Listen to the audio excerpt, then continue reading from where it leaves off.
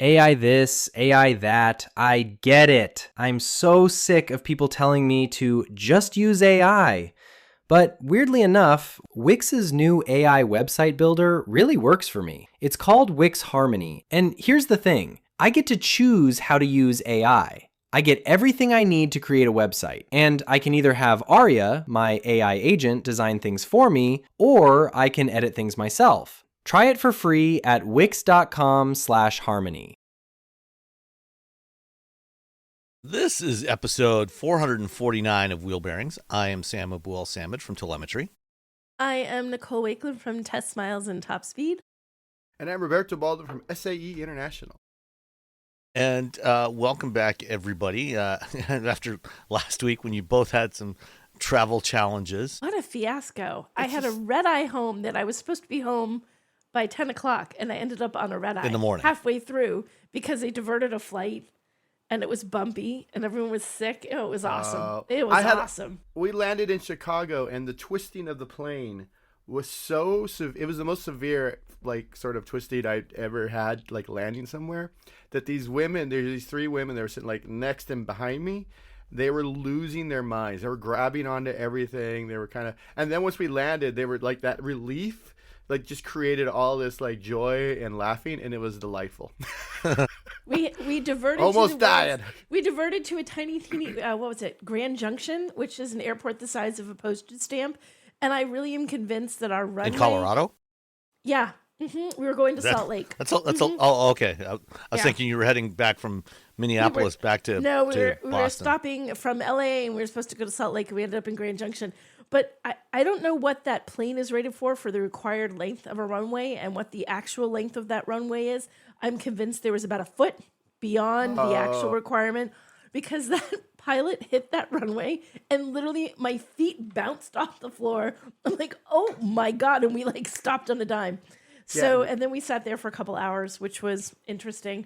But it was, and we're laughing. Couple hours. I had the best row of people though. I also had this lovely lady named Bobby who was 86. Bobby. She was so chill next to me. We had the most lovely conversation. I thought, well, if you're going to get stuck on an airplane in Grand Junction, Bobby wasn't a bad person to be stuck next to. Yeah, that's yeah. Anyway, yeah, travel sucks, and I'll be on a plane at 5 a.m. tomorrow. 7:55. See you in the air. I'm not on the plane until 2 p.m. tomorrow, heading off. Yeah, to but Tokyo. you're going somewhere cool. Yeah. Where are you off to, Sam? Tokyo. Tokyo, that's right. Boo. Okay. Boo, because I'm not going to Tokyo. Where are you going, Robert? Where are you going? Robert? Who the hell's Robert? I don't know, because it says, I know, Roberto. As soon as I said it, I'm like, that's not right. I'm going to Georgia. I'm going to the Hyundai Meta plant. I'm going you're doing that one?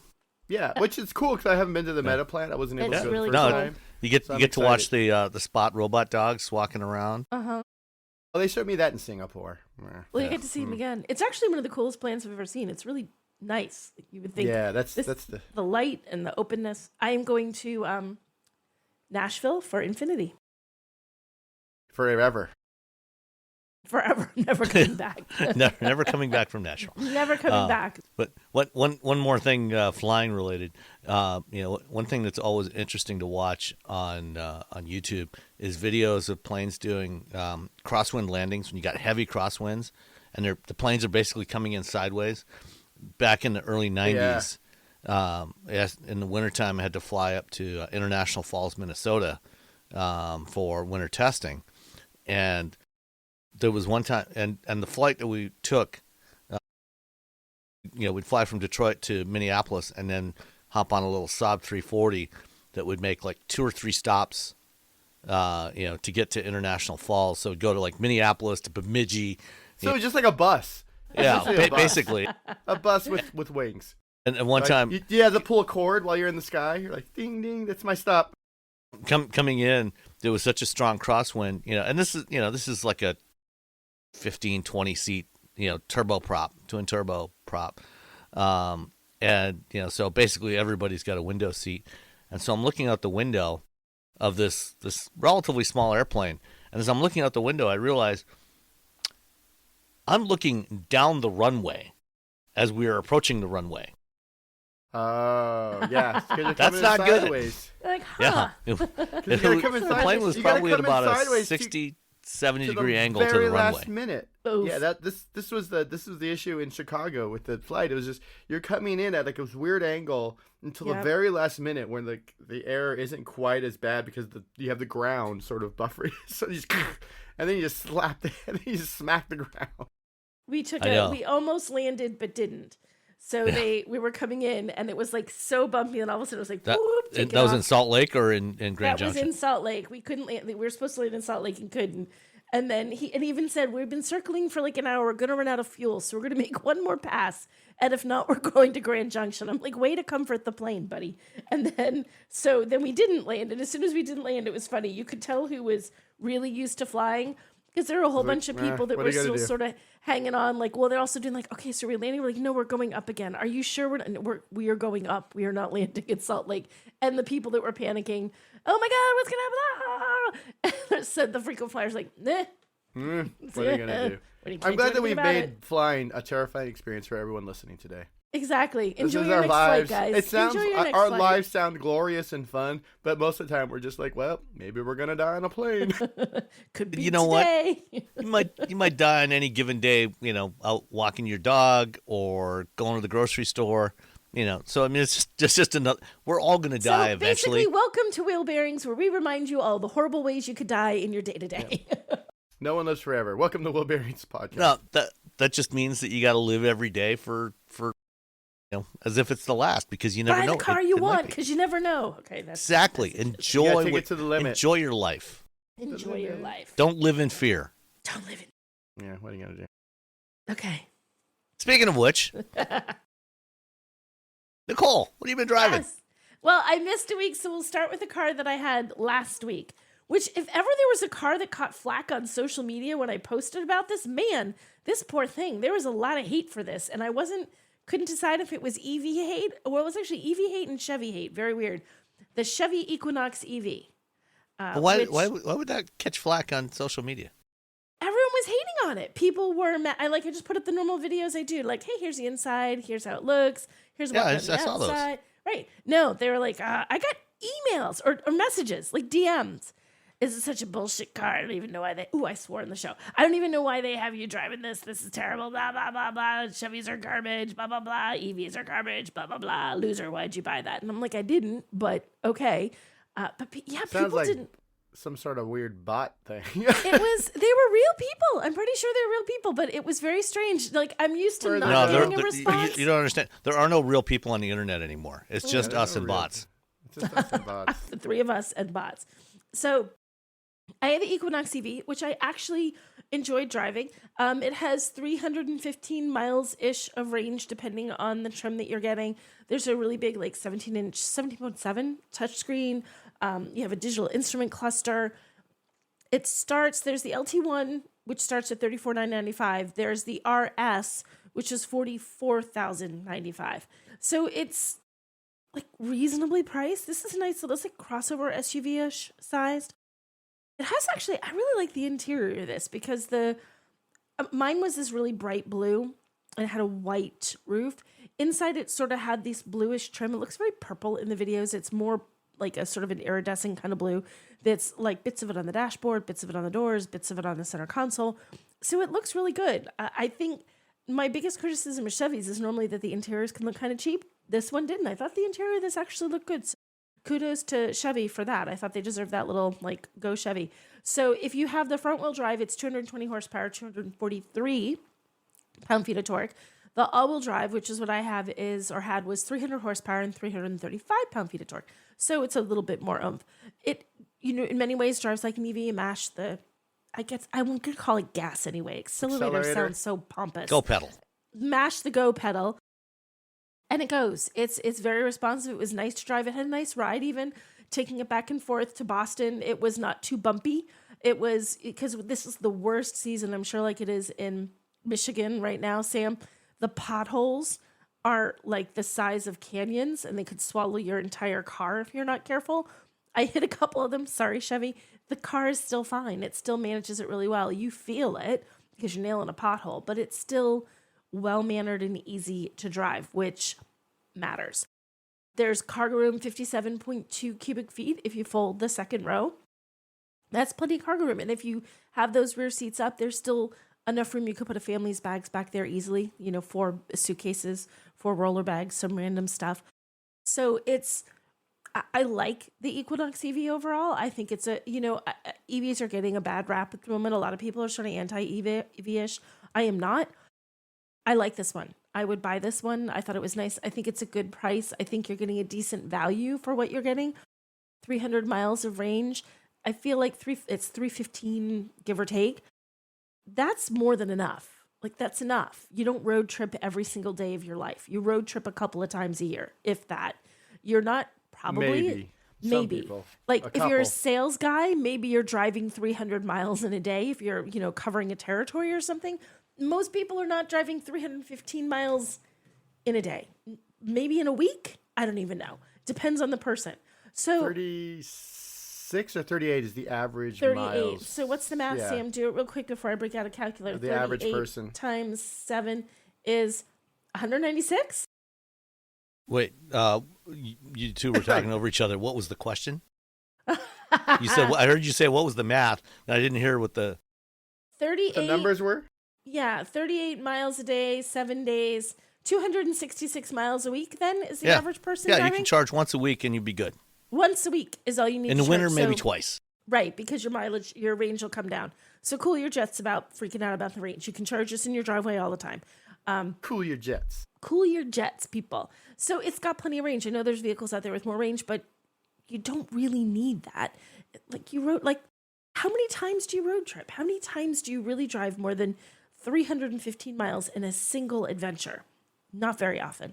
So I don't really worry about that. I know range anxiety still technically is a thing, but I feel like it's sort of a weird thing because vehicles do well enough that you can just charge them at home. You don't need just to go worry. places. And you know what? There's a lot more public charging out there now than there was 6 months ago, a year ago, 2 years ago, and it's getting more reliable too. It's continually increasing the number of places where you can charge. Even some of the charging stations near me where there were, say, 2 chargers at it, or maybe 4, they have actually gotten a little bit bigger. The 2s are now 4s, the 4s are now 6s. So they've upgraded some of the ones that are there. So it's getting it easier and easier to charge an electric vehicle. So that just doesn't. It's being anti-EVs when people were anti-cell phone. Remember people had cell phones and some people didn't. They're like, oh, look at that person with their cell phone. We all have cell phones now. Exactly. You all have them now. And you know what's great to have when gas is $4, $5, $6 a gallon? An EV. Mm-hmm. Yeah, what are gas prices? So what are gas prices by you right now, Sam? Generally around $3.90 to $4 a gallon for regular. And what about you, Robbie? You're in $6. California, $6. Yeah, about and in like Hampshire, $5.80 to $6.20. Our cheapest gas I looked at station. it because I still have the BRZ, and when I go to the airport, that's what I drive. And because I've had a bunch of shows, I had a big show with my band, and I had to do a bunch of stuff. I've been driving the BRZ more recently, which means I'm like, oh, this sucks. I'm driving the BRZ on the highway, which is like, okay, it's fine. No matter how fast or where you are in that car, you're having fun. But I'm like, I wish we had a second EV. Yeah, right, see, there you go. Right now, according to the Alternative Fuels Data Center, across the U.S. and Canada, there are 17,585 DC fast charging locations with 79,739 charging ports. Mm-hmm. That's a lot. So basically, you can find a place to charge your car. That's what we're saying. I mean, I've road tripped our Ioniq 5 a bunch of times. Yeah. So I like the Ioniq. I mean, I like the Ioniq. I like the Ioniq. I like the Equinox. Both. It's still a true statement, just completely irrelevant. Okay. So I do like the Equinox. It's something that I would consider buying if I was looking at an EV right now. I think the interior's nice, the ride is nice, the range is plenty, it's comfortable. I like the style of it inside and out. So thumbs up for the Equinox EV. And there's a lot of room in the back seat too. It's shockingly roomy. It is a surprisingly roomy car. So I push I always look to see when Russ sits in the front seat because he's 6'3", how much room is left in the back. Like, could you fit Russ behind Russ? And I think you could. I looked at it. It wouldn't be a huge amount of room for someone that tall, but you could. I mean, it's not one of those where once you push the seat back, you literally can't sit back there. Because a surprising number of cars, if there's someone 6 feet plus in the front, you can't use that back seat unless you sit with your knees sort of like sideways around the seat. Or you just lay down on the seat. Yes, they're comfy. So this is a room car. So thumbs up for the Equinox EV. That's what I had last week, and it was nice. Okay, so before you continue to the next one, you mentioned that you would consider buying this. There's one thing that you did not bring up in all your discussion of this. It's the fact that this is one of the GM EVs that does not have support for smartphone projection. So that means no CarPlay, no Android Auto. Does that impact your feelings about whether or not that you would consider buying something like this? So, I like having Apple CarPlay and Android Auto in a car. I don't know, honestly, if it'd be a deal breaker for me for the right car. I like having my Apple. You got to CarPlay. have a really good car. That's the thing. The right car. The right car. Yeah. There was a time when I felt like everything that natively that the OEMs had was so horrible. You just didn't want to use it.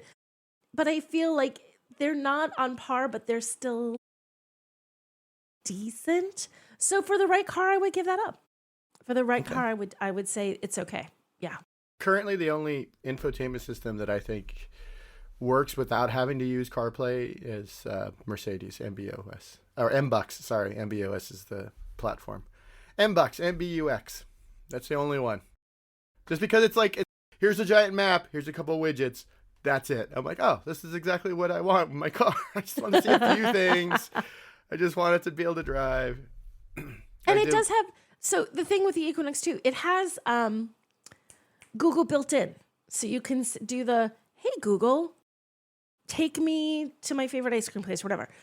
And I really like the Google Assistant and the Google Voice. I like being able to say that. I feel like it's really good at hearing you. It's really good at interpreting you. So if I can't have my Apple CarPlay, Google built in, I like it.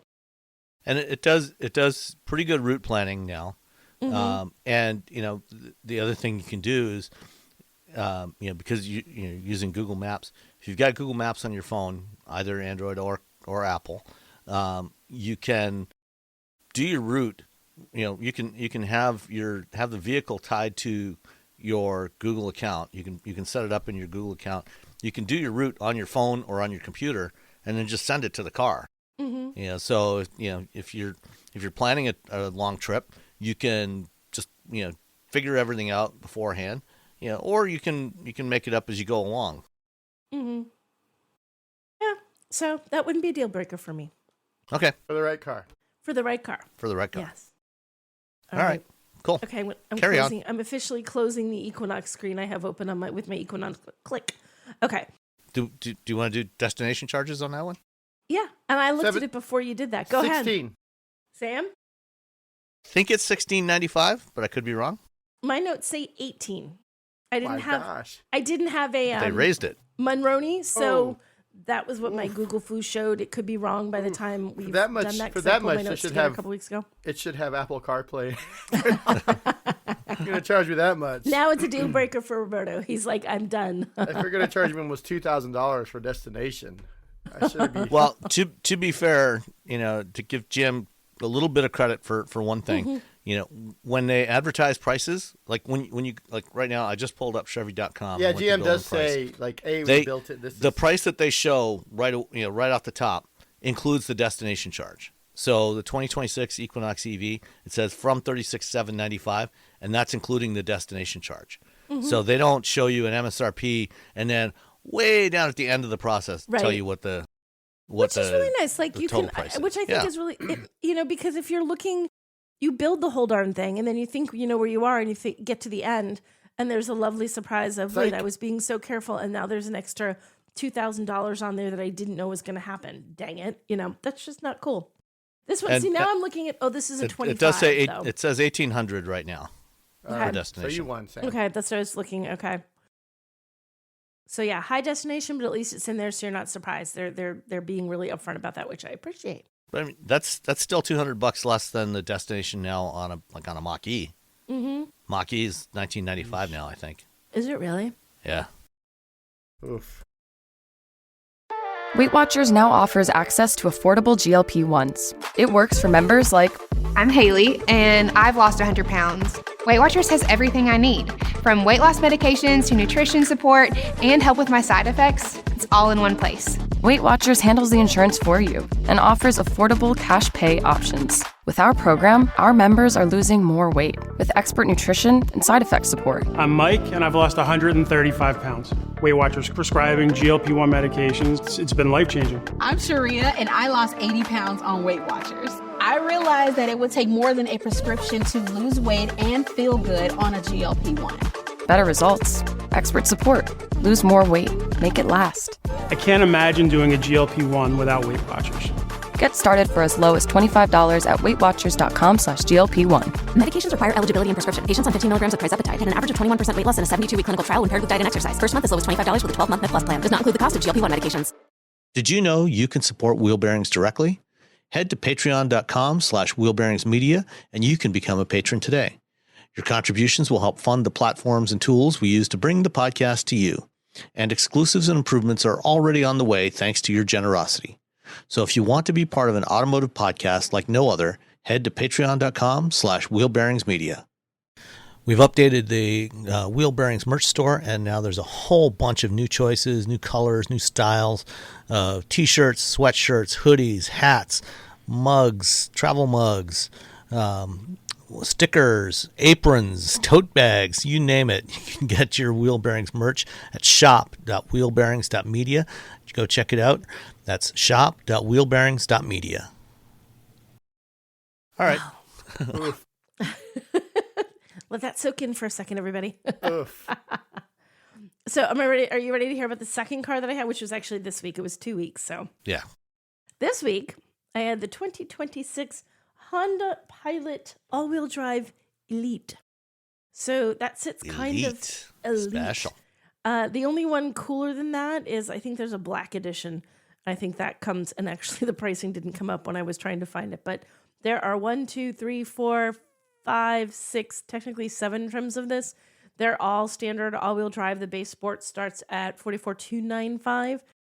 My Elite comes in at $53,495. So there's about a $10,000 price spread between them, and I cannot read the destination on this. It's very blurry.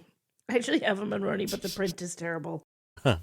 Like the printer screwed up. So your local fleet, they get you either way. If they either don't give you a Monroney or they give you one that's a really bad copy that you can't actually read anyway. That you can't actually read. So I should probably look it up, or like for realsies. Wait, let's see if.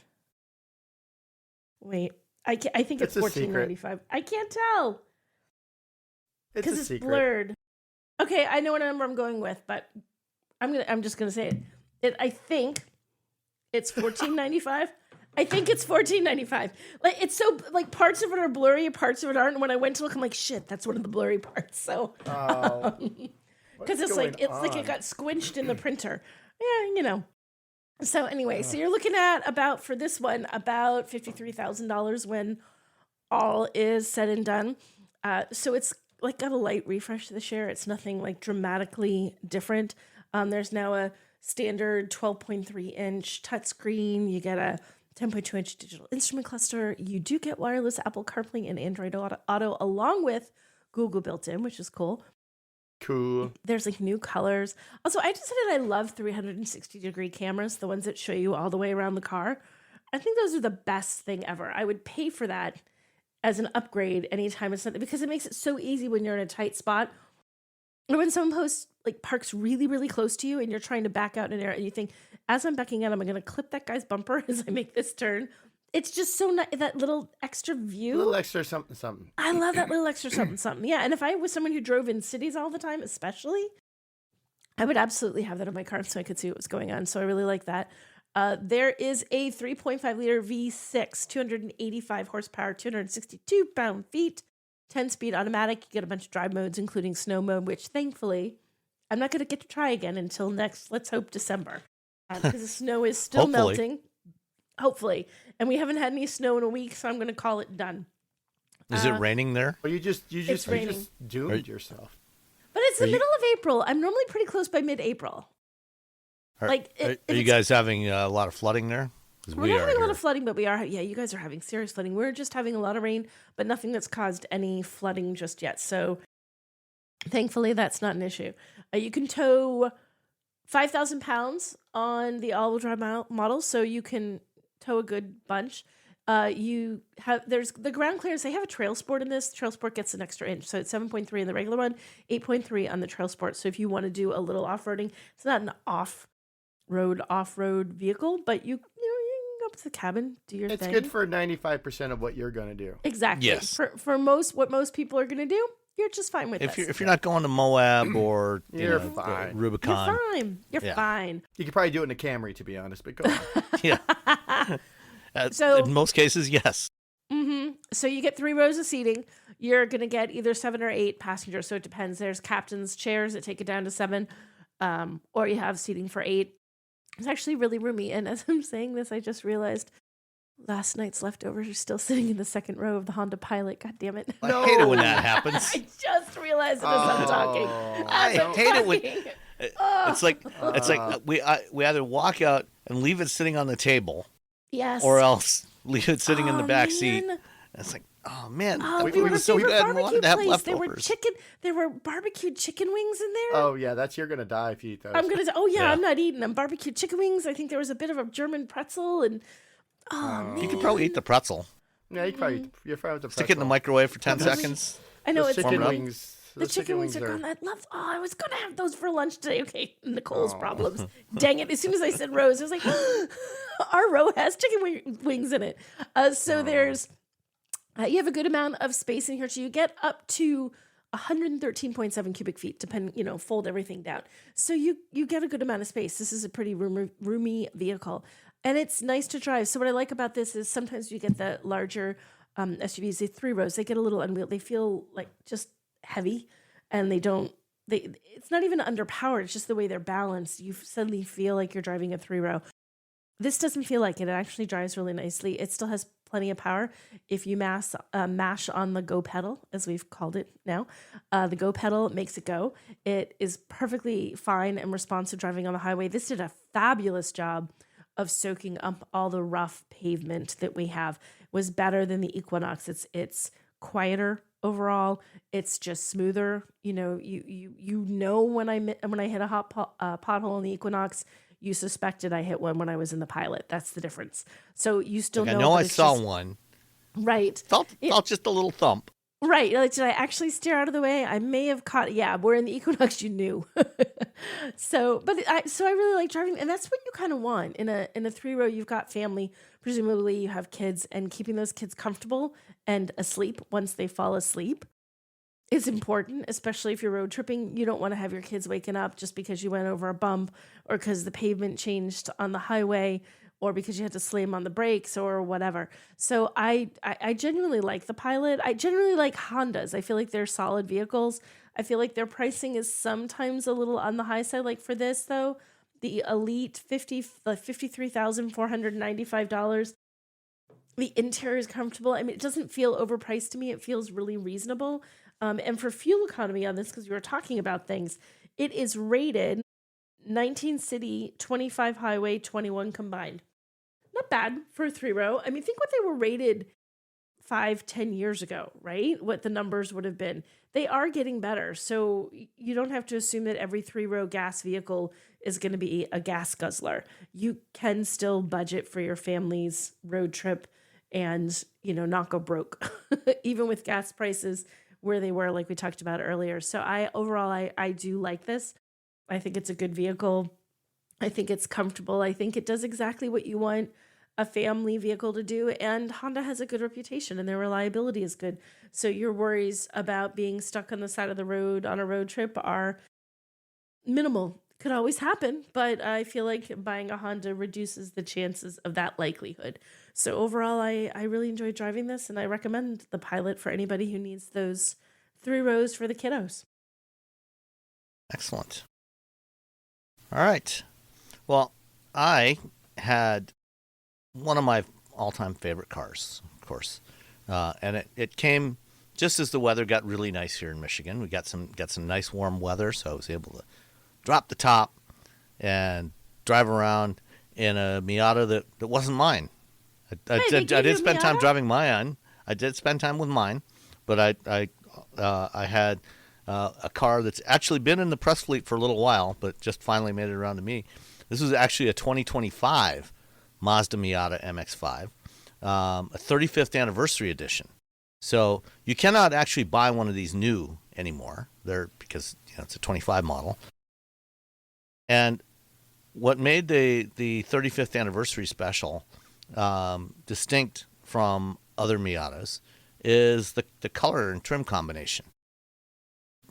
Otherwise, mechanically it's the same as every other Miata. But the 35th anniversary special is finished in the artisan red metallic, which is that deeper burgundy red that they introduced on the CX-90 a couple of years ago. So obviously, Soul Crystal Red is still the best one, but this is a very nice color. And it's a tri-coat. So they do 3 base coats of the color, and then clear coat it. And it, especially in the sun, it looks fabulous. It's a darker red, so when it's overcast or a little darker, it's not as noticeable. The color's not as noticeable, but in the sun, it really pops, and it looks fantastic. So you have the artisan red metallic, and then tan Napa leather interior, and and also the top. So the tan top against the dark red paint is a great combination. Like all current Miatas, it's got a 2-liter naturally aspirated 4-cylinder, 181 horsepower, 151 pounds-feet of torque, which for a car that weighs barely over 2,200 pounds, perfectly adequate. It's not going to win drag races against Corvettes or Mustangs, but it doesn't have to, because it's going to get around corners faster than most of them anyway. It's the 17-inch wheels, 17-inch alloy wheels on this one. They're a silver finish on there. It's looks like a 10, 12, like a 8 double spokes, so 8 thin double spokes, and looks really sharp. And it's funny, driving this back to back with mine, the original, the 1990 model. Again, the performance is a little bit better with this one. It's got more power. Only weighs about less than 100 pounds more than mine. But the overall characteristics, it still feels very much like a Miata. Very nimble. It goes exactly where you point it. But in the modern Miatas, the belt line is a lot higher. Like in mine, when I sit in it, the belt line comes up to below my shoulder, and I almost feel like I'm sitting on it rather than in it. You feel much more exposed in an old Miata, and the doors are thinner than on the old ones. Even though overall dimensions on the current generation, the 4th generation, are very similar to the first one, you feel a lot more enclosed in it, which from a safety perspective is probably a good thing. It certainly feels a lot more solid. Mine feels more delicate in a lot of ways, but they're both equally a blast to drive. And on the interior, in addition to the tan covering on the doors, on the dashboard, and on the seats, there's a panel across the top of the doors that stretches from the dashboard across the top of the doors that is in the same artisan red coloring. So it matches the exterior. The steering wheel, not the steering wheel, the shift knob is covered in black leather, stitched, kind of almost like a baseball contrast stitching on there. My only complaint about the interior of the Miata is the cup holders, which, to be honest, driving this car, you're probably not going to use the cup holders much anyway. But where the cup holders are placed they're mounted off the rear bulkhead between the seats.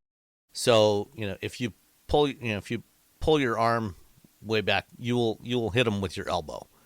But that's a minor thing. I can live with that. I could easily live with one of these cars as a daily driver. It's just so much fun to drive. Of course, there's always that caveat. It's so much fun to drive if you fit it. If it fits you, you're golden. If it doesn't, then you're out of luck. Then you got to go get a BRZ. This Do is I the fit? first generation Miata Roberto. that I actually fit in. Really? You fit in? Yeah. That I don't fit in the A and B and C, none of those. There's a lot of different reasons. One of the main ones is when the top is up, one of the crossbars is right where my head is. And so my head is resting like a centimeter below it. So every bump, just like the whole time I'm just getting smacked in the head. Oof. So with the NDs going, they've sort of moved it, and I actually fit in it. I will say that after when I had an ND like a year ago, when I got back into my BRZ felt like a Ford Excursion. There's just so much more room. So it is still tight, but I do fit in it. Like it is. What about in the RF? Do you fit in the RF? No, I don't. I don't even bother trying RFs. I tried like the NC RF, and they were like, no, like that's not a thing. So I haven't even tried the ND RF. It's not even. And then what's the point? Why were you getting a Miata? Exactly. Absolutely. The whole point of having a Miata is to put the top down. And the great thing about having a Miata, it doesn't matter if you have a 360-degree camera view. You don't need it because you just look around. You can see everything. You have 360-degree vision all the time. It's perfect. So as long as you fit, as long as you're not so tall that you can't fit, and to be fair, there's plenty of people that do not fit the Miata, but if it fits you, it's absolutely a great time. Yeah, it's like having the same height that say like Russ, like I'm 6'3", he's 6'3", Mm-hmm. I have another. Like it doesn't mean that it automatically excludes us from fitting in certain cars, because some of us are like, I have really long legs and really long arms, so that sort of like kind of messes with like how I. It depends on your proportions. Yeah, so your proportions aren't we're not all like proportioned exactly the same based on our height. So the great thing about the Miata, still even in 2026, it's obviously more expensive than it was when it was new, or when it first came out.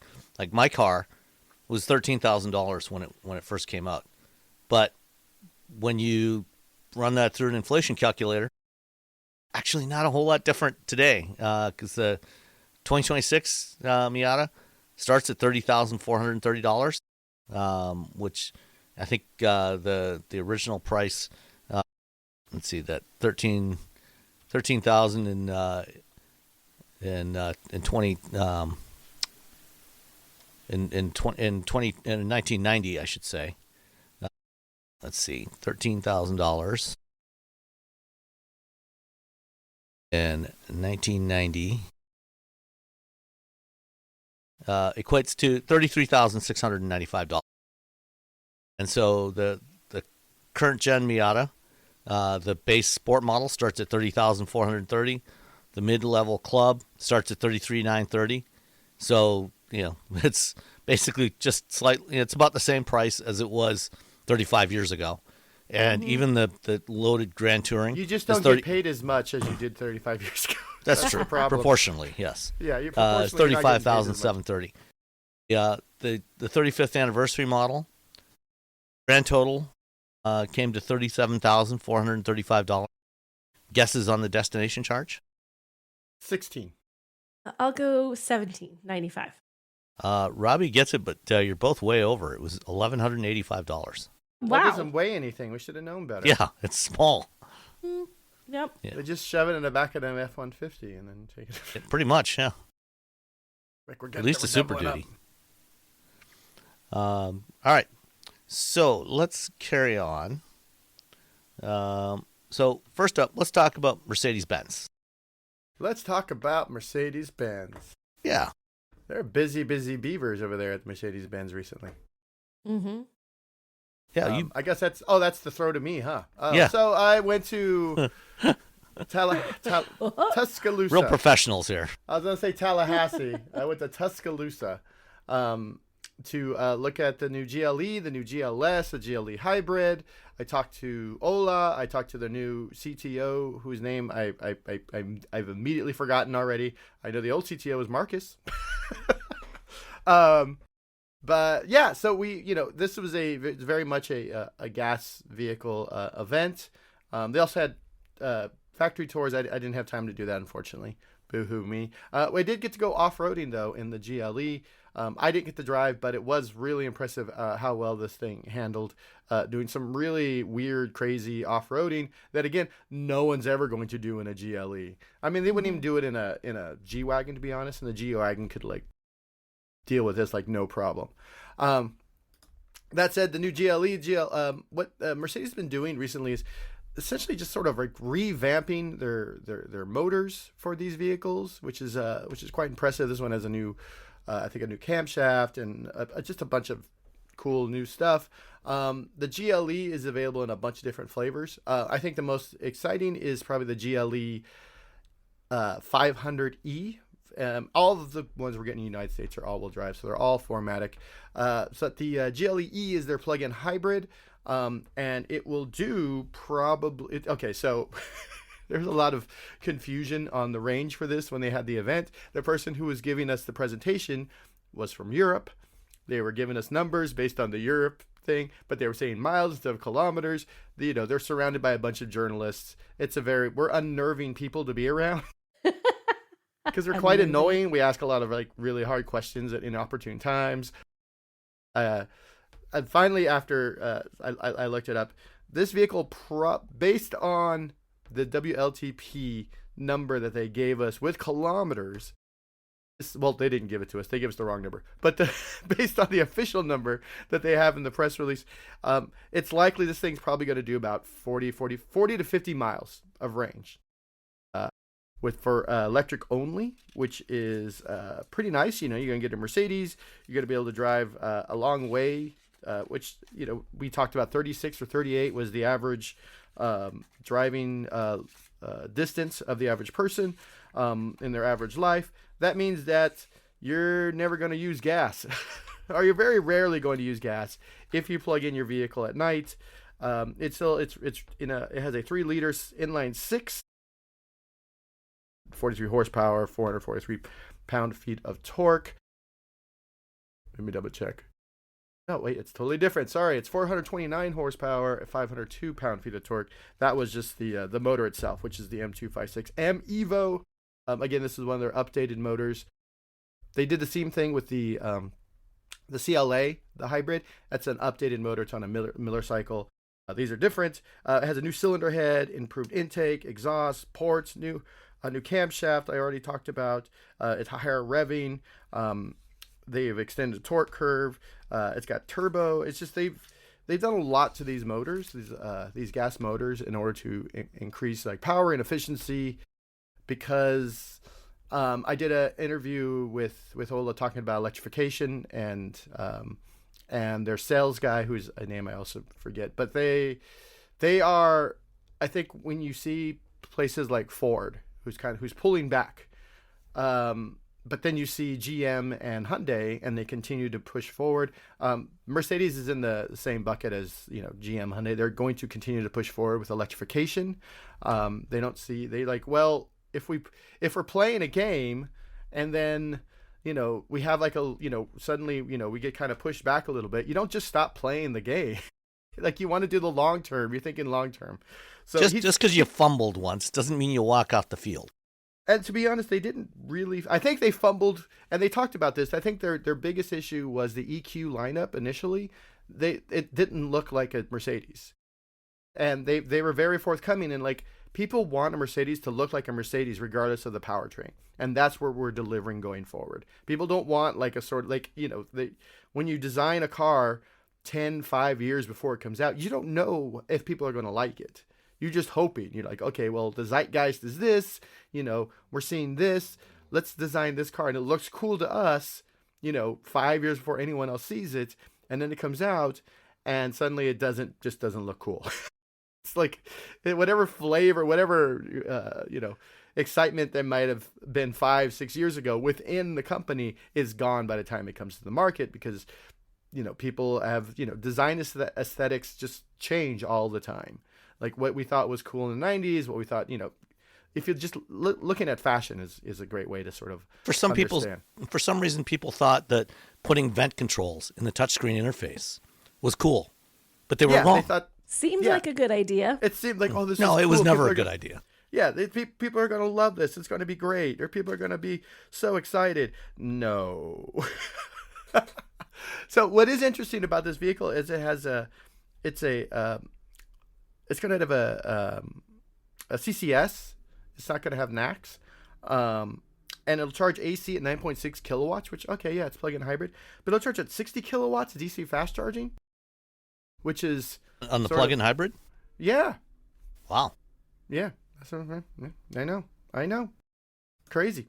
So, you can go to pretty much everything but a Tesla station at this point. And if you're, shopping, like all the... So if you plug in one of these GLE plug-in hybrids on a CCS station, you can top it up in probably about 15, 20 minutes? If that. You gotta run. You gotta run into the store. So I think of the vehicles, they also have an AMG version. I didn't get to drive any of these vehicles. They're not drivable yet. These are all like, this is an unveiling. The GLS looks really nice. All of them have physical, what do you call them? Vents. They all have physical vents. So there's no concern about that. They do all still have the passenger side screen, which again, I've talked to them about it. I've talked to regular people. I think we've talked about it. The average... In the United States, we don't seem to care about those screens. Well, it's funny. The one vehicle I've been in that had a passenger screen that my wife actually liked using was in the EQS SUV. All right. Yeah, because she was able to go in there and mess around with the audio and the navigation. You can do everything without in the Mercedes leaning screen. over. Yeah. Yeah.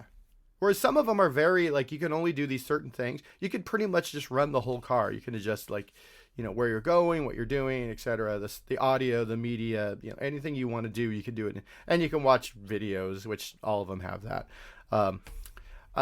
That's it. It's like, again, these screens are very much a play for Asia, especially China, where this is what people want. They're building global cars. If you're an automaker right now, especially right now, because automotive sales have been down. I know when people are like, "Oh no, they're selling less EVs." I'm like, if you look at the whole market, everyone and everything is down. So, if you're building a global car, it makes more sense just to put all the things in it for everyone versus, trying to, sort of piecemeal. Well, this market gets this market gets this, especially when you're doing. It makes it a lot more expensive when you have to do a whole bunch of different variations. So, you try and get something that's going to be usable everywhere. Yeah, I think an Audi was really smart with the new A5, where they've gotten rid of like the 4 engine choices. Yeah. And they're like, we have one engine. It's the best one. You're like, oh, okay, cool. That's fine. Like there was no real, I can understand like, I want to, you want to upsell to the higher engine, but now you're just like, what? That's just one engine, essentially one engine SKU that we put in all the cars as opposed to having inventory for 4 different types of engine. Mercedes, like BMW before it, is looking at their manufacturing as, we're going to be able to build a gas, a hybrid, and an EV, all with the same car, all on the same line. Just sort of consolidating and being a little bit smarter about how you build these vehicles. Yeah, I think how many cars they show? So there's 4 GLEs. How many GLSs are there? There's 2 GLSs. The GLE, you got a 350, which is the only one. It's got an inline 4. The 450 and the 500E both had the same engine. Those are inline 6s. And then the 580, which is, the GLA, it's got a V8. For the GLS, you got an inline 6. The 450 is an inline 6. And, of course, the GLS 580 is a 4-liter V8. So, you're... For the GLE, you got 3 different engine choices. One of the engines also is part of a hybrid system. And so, yeah, The GLS is the same. You get 2 engine choices, but yeah, it's the same. The inline 6 is the same. Both of them were comfortable to sit in. They look nice. They look like Mercedes.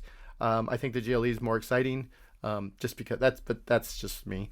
At the end of the day, if you need a lot of room, you get the GLS. If you got kids, I guess, fancy children, you get the 3-row GLS. If you just have regular children, get the GLE or a Pilot. Or it depends. It depends how many children you have. That's true. Or So yeah, no, I think it's very interesting to talk to Mercedes about their powertrains, because they do, they are like making fundamental changes to these motors with the latest generation of vehicles, and they are still like, yes, we have gas vehicles, but we are still very much an EV company. And so it'll be interesting to see where they are in a couple of years. But even they were like, 5 years ago, everyone thought we were going to sell more EVs than we did, which, I think everyone was following Ford's lead, who was following the Cybertruck's lead. So it was all sort of like, whoops. So it's, but again, you're paying a lot of money for a Mercedes. You still get some buttons. They put the rockers on the steering wheel, back on the steering wheels, and you get physical controls for the vents. So that right there is worth the however much these vehicles will cost when they come to market, which will be by the end of this year, I believe. Cool.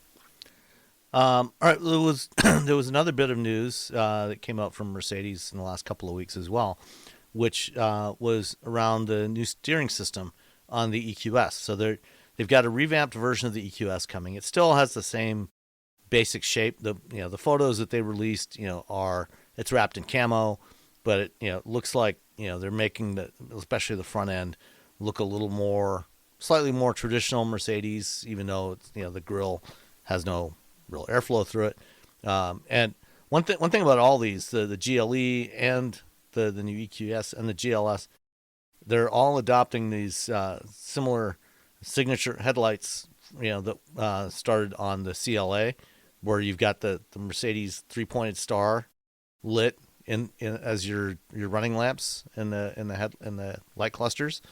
But on the EQS, they're not showing the whole car yet, but they showed off the new steer-by-wire system that's on there, and like the one on the Cybertruck, it's complete. There's no mechanical connection between the steering yoke, and yes, there's a yoke now, no steering wheel, and the wheels, but it's got they limit the total lock-to-lock steering angle to about 170 degrees, so it's just short of going to 90 degrees in either direction of steering of angle from the yoke, and it's going to be interesting to try this out. I mean, I've tried this stuff out on a couple of demo vehicles from suppliers over the last few years, and it's it's fascinating to try it. I haven't had a chance to spend time with anything on the road that has a full steer-by-wire system like this, because I never drove a Cybertruck. But I don't know.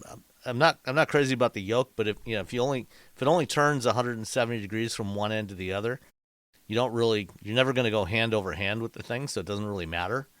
And getting rid of the top half of the steering wheel means that you get better visibility of your instrument cluster, but it's also going to potentially pose a problem in China. They may not be able to use this in China, because we talked a few weeks back about the regulation changes in China because of the way they do the crash testing for the steering wheels. It's specifically looking at the impact on the top part of the steering wheel itself. And if there's no top part, then they can't test it, and it fails the way the regulations are written. Maybe the Chinese will change that regulation. I don't know. Or maybe Mercedes will just put a standard steering wheel in the cars for the Chinese market. I mean, I'm fine with steer by wire. I know it's even more sort of removed from the road. which I'm not a fan of for me personally, but I think most people aren't driving like I drive, to be honest. And I think people who are driving any sort of luxury vehicle, they're fine with something like this, unless it's like an AMG or something like that. I just don't, the yoke just like sort of like, it just reminds me like in the 80s, we all watched Knight Rider. We're like, oh, that's cool. And then after that, we're like, oh, you remember in the 90s when, late 80s, early 90s, like every concept car had a joystick? Yeah. Yep. Remember that was the cool, like, we were all going to drive with joysticks. And now they're like, no, that's not. Maybe not. Maybe not. About those lights, I forgot the new lighting system has 50%, it has a larger light field, so you're getting more of a spread with these new lights on all these vehicles, and they're using 50% less energy. So it's a bunch of little teeny tiny LEDs, so it's pretty, so that's kind of cool that they're thinking about, how much energy they're using, especially when you're looking at vehicles that at some point they want them to have level 3 and level 4, which means that computing is going to suck up a lot of power. Yeah. So they need to reduce power consumption wherever they can. Yeah. But the flatter steering wheel, I don't know. Just give us a regular steering wheel. Make it an option. That's my only thing. I'm like, if someone wants to drive with this weird thing, it looks like a butterfly. Cool. That's their. But I would, give me the option of just having a steering wheel because I like a steering wheel. I mean, Tesla did eventually go back to a conventional steering wheel in the Model S and Model X, but those cars didn't have steer by wire. They when they did the last refresh of those, they put in a yoke, but you had to actually go hand over hand, which just didn't work very well with that yoke. So we'll see what happens. All right. General Motors, they've got an assembly plant. They've got 2 assembly plants in Lansing, Michigan. The Grand River assembly plant is where they currently produce the Cadillac CT4 and CT5, although I think the CT4, they may have ended production of that, but they're building the CT5 there. They used to build the 6th gen Camaro there, and they're now getting ready for the next revamp. They're doing a new version of the CT5. They have supposedly greenlit a new 7th generation Camaro that's going to be built there. And apparently a new sedan for Buick. If it's not the Grand National, they should just shut Buick down. No That's car. the only option. No Buick has had a bigger impact, especially recently in the sort of culturally, than the Grand National. I wanted to buy I've wanted a Grand National since I was a little kid. My uncle had one, and I was like, this car is rad. And so ever since I've wanted one, and you're getting older, and I'm like, okay, if I could save up enough money, I can buy one. They're getting sort of, inexpensive, and then Run the Jewels and Kendrick Lamar ruined that for me. So if they're not building a Grand National, what are they even doing? So do you think they should bring back the old turbocharged 3.8 liter V6 from the 1980s? I don't care what they put it. They should bring something. They just have something that people. They need a solar, something cool. If you make a Grand National and you only tweak it just a little, the design just a little bit. Oh, they also had one in Watchmen. It was electric. They had an electric Grand National in the Watchmen That's true. TV show. Yeah. And I really wanted that car. So if they gave us an electric Grand National. Well, I don't think this is going to be electric. Well, that's definitely not going to be electric. Yeah. It's gonna be on the same alpha platform as the CTS or the CT5 and the Camaro. Which is all signs point to Grand National. Yeah. Side. Would a 4-door Grand National be acceptable to you though? I don't think I have a choice. It's like a 4-door Acura. Yeah. It's well, this is the way of the world now. This is how, The world doesn't want to buy 2-door cars anymore. Yeah, the world is very picky about Stupid world. Stupid world. I got my 2-door car. I make people, if they want to get in the back of the BRZ, they got to open that and put the seat down, slide it forward, shove things. Yeah, but how many people do you know that are as tall as Jill Simonello that can actually fit in the backseat of a BRZ? So the drummer for my band. Oh my gosh, really? He's not as small as Joe Simonello. So he and the bass player who's the same height as me. Sometimes I give him a ride to BART after band practice, And like half the time I have the BRZ and half the time I have the Ioniq 5. Well, for this band practice, I always had the BRZ because my wife has work. So he doesn't fit back there, but he's back there. Like I think he's sideways, and it's only a few blocks. Okay, well, that's not so bad. Yeah, no, we wouldn't drive him for like an hour. That would just kill him. He'd be dead. He'd be dead. I once sat in the back seat of a Hyundai Tiburon. How? I don't know if you remember the Tiburon. I do remember Tiburon. How'd you do that? Was it magic? It was all kind of scrunched up. You were younger. It was a different time. That's true. It was, like 17, 18 years ago. Different time. All right. So last week, Chad and I did discuss the, as we were recording it, it was just before the event that Nissan did in Japan last Tuesday night, or Monday night our time here. It was Tuesday morning in Japan when they did it. And we did talk about the new Rogue, which is coming this fall, and is going to be initially at least offered only with the e-Power hybrid system on there. Which I drove. We can talk about that. I drove the e-Power. It's very nice. Yeah. I drove it in Japan. I drove it recently in LA. It is a very nice. Like people at Nissan should be very proud of themselves for this hybrid system. That's good to hear. That's It's like I tried to do the thing where you rev it so it's trying to make it sound like a Toyota, and it wasn't nearly as loud as a Toyota. It is much more pleasant. I haven't driven it in the Rogue. I drove it in the Qashqai. I drove it in the Qashqai in November, and it is really, really good. I was very impressed with it. Have you driven the e-Power yet, Nicole? I don't know that I have. Did you go to the Nissan event last fall in Nashville? You're asking me about last fall, and I have the world's worst cold. I can't remember what I did 20 minutes ago. I don't think... Did I? I don't know that I did. I can't remember. I honestly, I'm just going to be honest. I can't remember. Okay. In addition to the Rogue, which we talked about last week, well, first of all, do either of you have any thoughts on the design of the Rogue? I like how it looks. Yeah, it's quite different from the current one. Yeah, I think it's a nice change. I think it makes it more updated. It makes it look a little bit more current and not as dowdy as it kind of looked before. Yeah. It was looking meh before. And I like the Rogue. I think it's a great little crossover, so. Well, I think they've done a good job at sort of taking a car that, like you said, was pretty meh, and making it look a bit more exciting, a bit more. I mean, it still looks like every other, medium-sized SUV on the road, but the front end looks really nice. I think they took a lot from the Aria, which was a car that I think was better than people said it was. Especially the interior of the Aria was amazing. And their E4, their all-wheel drive system was really nice on that vehicle. Which again, it was unfortunate that it just didn't resonate really with folks here in the United States. Well, they also showed off the new Nissan Juke, which we are not getting, unfortunately, and it's going to be an EV, and like prior generations of Juke. It's a little different looking. Every version of the Juke so far has been a little out there.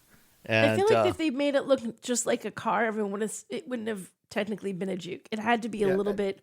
It has to be weird, funky. Or it's not a Juke. That's the law. So mission completion then, if it has to be weird. Well, they definitely achieved that. And looking at this, it does adopt a lot of the design language from the hyperpunk concept that they showed at the 2023 Tokyo show. It's obviously toned down somewhat from that one, but they got rid of the funky. I like the way the headlights used to be on the old Juke. The lights were weird. Like it was weird. These funky weird headlights. Now these are less weird. What are these? Are these what shape is that? Is that an that would be 1, 2, 3, 4, 5, 6 hexagon? It's sort of an uneven. It's not. It's an irregular hexagon. Okay, thank you, engineer. But then there's so many creases in the angles in the doors. The sheet metal is not flat. It's like crease, crease, crease, crease, crease, crease. It's It a makes low me- polygon car. It's It a makes me think car of the- from the video game Star Fox. It makes me think of the Epcot ball. Sorry, it's all I can think of. Like, but there's so many angles to it. But I weirdly like it, though. I say that, but I kind of like too. it. I actually like it better than the old. I was never a fan of the first generation Yeah? Juke that they sold here. Let me rephrase it. I was never a fan of the way it looked. It just did not work for me. But I actually really liked driving it. It was because I once drove a Juke Nismo, which was a hoot to drive. Just as long as I just kind of closed my eyes till I got inside the car, then it was great. Just bumping into things like like Mr. Magoo. But I do like the look of this one. I like this origami look to it. I think it looks cool. It's very different. But I like it every now and then when they go a little different with a car. I think that's neat. Mm-hmm. Yeah. I think I talked to the Nissan design dude, whose name I can't remember because I'm old and I Alfonso Abaya. Yeah, and he was saying like in the United States we don't have like a lot of like charm doesn't or whimsy, like charm or whimsy doesn't really work in the United States. Like it's not a.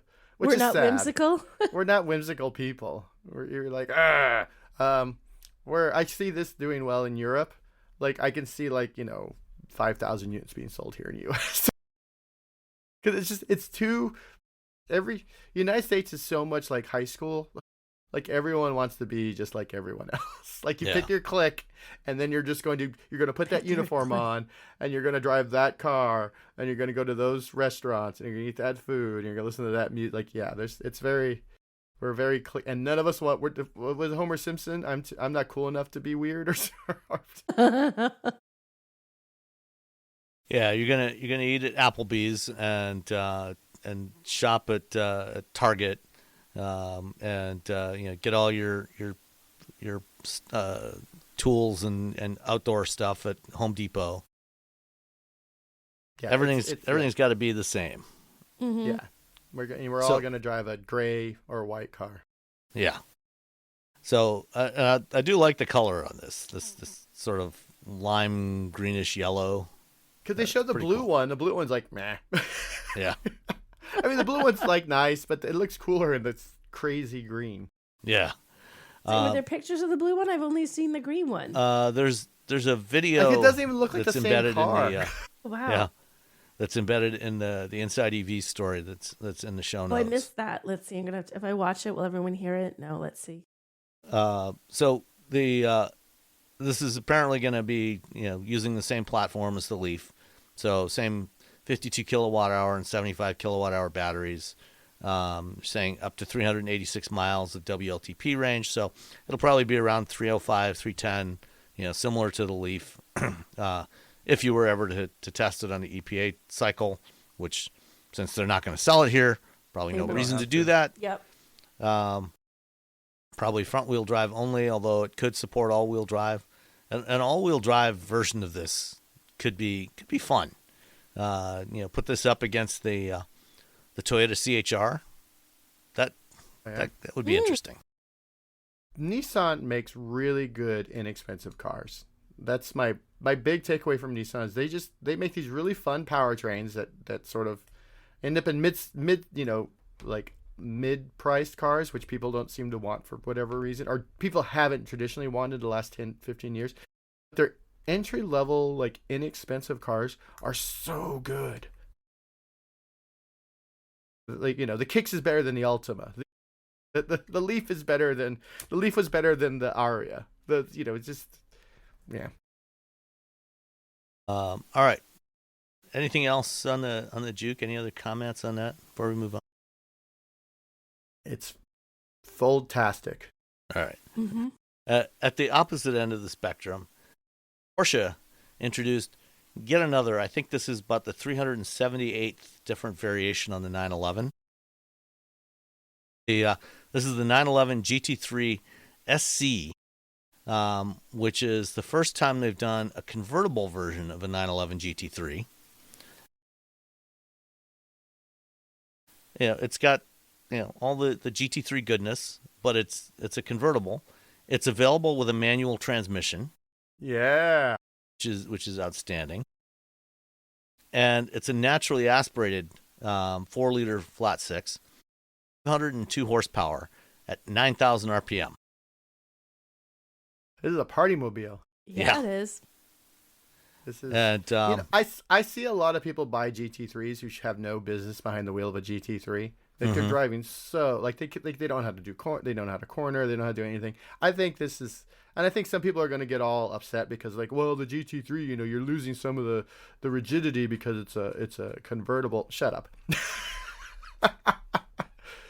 The way most people drive a GT3, they won't matter. It won't make any difference. It doesn't matter. Even the way you drive, whoever you are, you're not doing real 10/10 on this car because there's nowhere you can do that.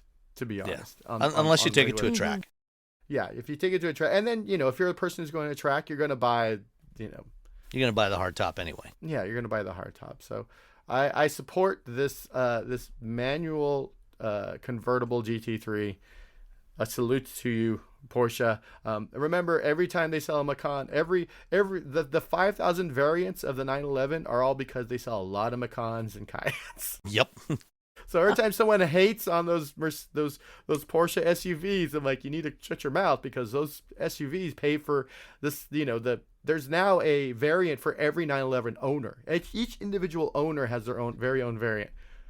There's going to be the Bill. It's not variant. just picking your own colors, but there's a unique trim level for everybody who buys one. For everyone who buys they one. They can just sell one of every different type of 911 and satisfy the market. Yep. Yeah, so it's and so don't get all up on your high horse with people who buy 911 SUVs. Like, oh, they're not real Porsches. First of all, those cars drive amazing. Second of all, they pay for all these. Exactly. And well, I mean, I suspect that at the prices they charge for this, it probably pays for itself anyway. Yeah, it's not cheap. The GT3 SC, $273,350 starting price. That's starting price. So wow. Then when you bring in your paint chip and say, I want it to be this color, then they'll charge you another $30,000 or so for that, for painting it in whatever custom color you want and doing unique interiors. I do like the red plaid interiors on these press photos. Yeah, those red plaid's really nice. Yeah, that is cool. That looks really cool. I'm a sucker for a plaid interior. They just look cool. This is the car for everyone's like, well, there's no fun cars anymore. I'm like, well, if you have $300,000, I just was with you can buy 10 Miatas or one of these. I was in LA last week and I visited a friend who has a 911 and he has a tan, like that dark saddle kind of interior, and he had a green plaid, like a green and blue plaid. Oh my gosh, it looks so pretty. It is beautiful. All right. Let's see. Volkswagen. The ID3 Neo has now been revealed. So this is a significant update to the ID3. And they're now, as they did with the ID2 Polo, they're putting actual names on their EVs. So this is a pretty big update for VW. And it has, the exterior doesn't look dramatically different. They've revised the front fascia and the lights and stuff. The interior is where they make the big difference on this one. And remember, we were talking a couple weeks ago about Thomas Schaefer saying buttons everywhere. You got to have buttons in a car. Well, they certainly did that in this one. And look at all those buttons. All the buttons. A whole row of buttons. And look at the driver's side armrest. 6, 7, 8, 9 buttons on the center console. Count the number of window switches on the driver's side armrest. Wait, there's 4. Oh my gosh. Look at that. There's 1, 2, 3, 4. 1, 2, 3, 4. How many are on there? I can't see that one for every window. There's window? There's no front or rear button now. Look at that. They realized what a dumb idea that was. 4 buttons and a child lock button and buttons to lock and unlock, and they're all right there. Yeah. Yep. And on the steering wheel, you got actual buttons there too, instead of the haptic touch controls they had before. I like the design of this button layout. It's very 80s. I was going to say the very clean, square. like, it's so squared off on the steering wheel. That's kind of cool. Yeah, it's very 80s very 80s Volkswagen. Yeah. And then the dash, no, I think, of course, we're not getting this car. Not that we're ever going Anyway. to see it. I was about to No. say that. Not that we'll ever get to drive But it in the United these States. will end up in the ID4 and then updated ID Buzz and Yeah. et cetera, et cetera. And job, you know, Volkswagen. even though they have stopped production of the ID4 in Chattanooga, they have said that we're going to get an updated ID4 at some point, and so it will undoubtedly have this interior in it, which is a good thing. The ID4 isn't bad. It's just I think I did a video about it. It's sort of a boring car. Yeah. But it does the thing it needs to do. But you know I mean, what else is how many boring gas cars are on the market? Yeah, 80% you know of them? what else is boring? A Toyota RAV4. And it's Yeah. the best-selling nameplate in America. It is. It's a very boring car, but it's. I went out to dinner last night. There were 3 RAV4s in the parking lot with dealer plates, like the new, like you just bought the car. 3. Everyone bought one yesterday. Everyone bought a new RAV4. Uh-huh. It's a good car. Good, boring, not exciting. I call it the RAD4 because I want to give it a little extra something for. You called the what? RAD4. RAD4. Oh, okay. Yeah. All I mean, right, it's we can go not. with It's that. it's not a fun car, but it's. I mean, what it is, it's pretty rad. It sells really well. Yeah, so the ID3 Neo, you know, they've made some other updates to it as well.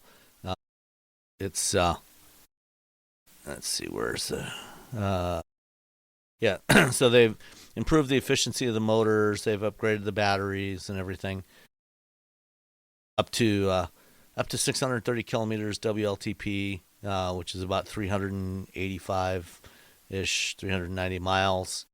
So, you know, over 300 miles of range on the top models. Faster charging. It's, you know, they've upgraded it across the board. So yeah, it's still 400 volt, but it's still like it's the ID3. It's entry level vehicle, so yeah, I'm not expecting 800 volts from something like this. Yeah. So hopefully we will get an ID4 with all these upgrades before too long. All right. Uber, you know, back in 2018, Uber was the first company to have somebody killed with one of their autonomous development vehicles. And then a little over a year later, they abandoned their whole AV development program, sold it off to Aurora. And then in the last couple of years, they've been throwing money at just about everybody that's working on AVs to get robotaxis into their fleet as soon as possible. And that number now adds up to a grand total of about $10 billion that they are investing in robotaxis, which is it's a lot of money. It's a lot of money for something that isn't going to be profitable for about 10 years. Then again, Uber wasn't profitable for whatever. And when you see these companies like, oh, we're doing autonomous whatever, a lot of that is just sort of appeasing shareholders. Rivian could do anything in the world they could have made the best EV truck on the planet, but until they start talking about AVs, then they got a spike in their stock price just because they said autonomous. Yeah, so Uber is planning to spend $7.5 billion on buying robotaxis for its fleet. So that's a fundamental shift for Uber. You know, going from an asset-light model where they rely on drivers to bring the vehicles to them, and to going to owning their own fleets. And you know, they've partnered with a bunch of companies. They're running Waymos in Austin and Atlanta. They're running AV Ride robotaxis in Dallas and Houston. They're running May Mobility robotaxis in Atlanta. They're running Motional robotaxis in Las Vegas. They've got partnerships in Japan, in the Middle East. They're planning later this year to start testing vehicles from Wave in the UK. So you know, they're throwing money at all these companies. You know, they've also, you know, invested in Lucid and Rivian. You know, they initially put $300 million into Lucid, $300 million into Nuro, who is their partner for robotaxis. Last week they put another. They participated in another $650 million round for Lucid, and also They put several $100 million into Rivian for their robo-taxis. So they're throwing money around, like there's no tomorrow. It's a lot of money for the hope that it's going to pay off soon, but Yeah. like you said, not probably.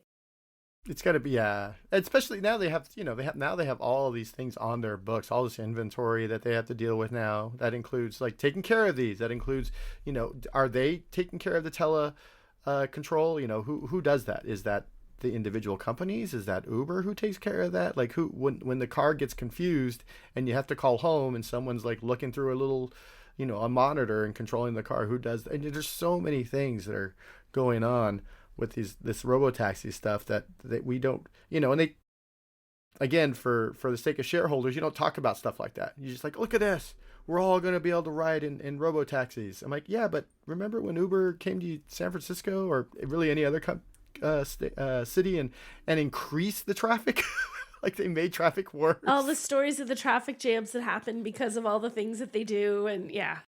And that's just we're talking about the human drivers. They did research, and it turns out that increasing the amount of cars on the road made more traffic because we increased more taxis, which were Ubers, more. Funny Lyfts. how that works. So, traffic got worse, and some of this money, like throw like 1% of this money at like public transportation, and that would be a lot better.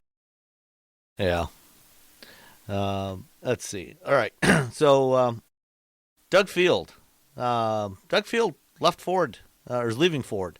They announced it a couple days ago. And you remember when Ford did this big reorganization and they created two separate business units, one called Ford Blue, which was all their traditional stuff, and Ford Model E, which was all their EVs and software and digital and electronic stuff. Well, with Doug leaving Ford, they're reorganizing again, and they've created something called the what the heck was it called now? The trying to find the title. It was Product Creation and Industrialization Group, which is being. What does that even mean? Isn't that every group? That's like saying science and technology. We'll be building our company with technology. We're like, basically, okay. what it is. They're even though I reached out to Ford when this announcement came out, and I said, so does this mean that Model E is going to go away? They said, no, Model E is still there. Model E not going anywhere, at least not this week. Not today. Because basically what it says here in the announcement, the new structure which integrates Ford's electric vehicle, digital, and design team with its global industrial system. Well, electric vehicle, digital, and design. That is basically all that was Model E. Mm-hmm. So pretty much everything that was part of Model E is now being integrated into this new group, which is reporting to industrialization. Yeah, it was reporting to Kumar Galhotra, who's the chief operating officer for Ford. And Alan Clark is his new title. He had been leading the advanced EV program, the Skunk Works. He's now Vice President of Advanced Development Projects, and he'll continue leading the Advanced Electric Vehicle Development Team in Long Beach, and working on launching the Universal Electric Vehicle Platform. So he's now reporting to Kumar. So what exactly is left of Model E? I'm guessing that within the next few months, we will see Ford announce that, we're just going to go back to one automotive business. And I think what the way I'm interpreting this right now is that they've seen what's going on with the Skunk Works program, and they're confident enough that it is working so well that they're just going to roll it right back into the main organization, because some of the stuff they talk about in here is they want to bring the new electronic architecture that the Skunk Works developed across the board to all their vehicles, so they can have full OTA updates on everything they build, whether it's got gas, hybrid, diesel, whatever, it's all going to be updatable. They're going to have all the new software in there so that they can support the new Level 2 Plus and Level 3 ADAS systems. They're basically just taking everything from the Skunk Works and from Latitude AI, everything that was done in Model E, and finally bringing it into the rest of the organization, which is going to be interesting to watch how that plays out over the next couple of years. I mean, deep sigh. Robbie, your sigh summed it all up. We don't even need to say anything. This okay. Ford had some wonderful engineers. Just absolutely, gangbusters, smart engineers. And how many of them are going to quit in the next 2.5 years when they're when they look at what is possible at other automakers? That's going to, it's going to be, there's people who are going to bleed blue forever. That's like, I'm Ford no matter what. But there's people who are also like, oh, look what GM's doing. Look what Hyundai's doing.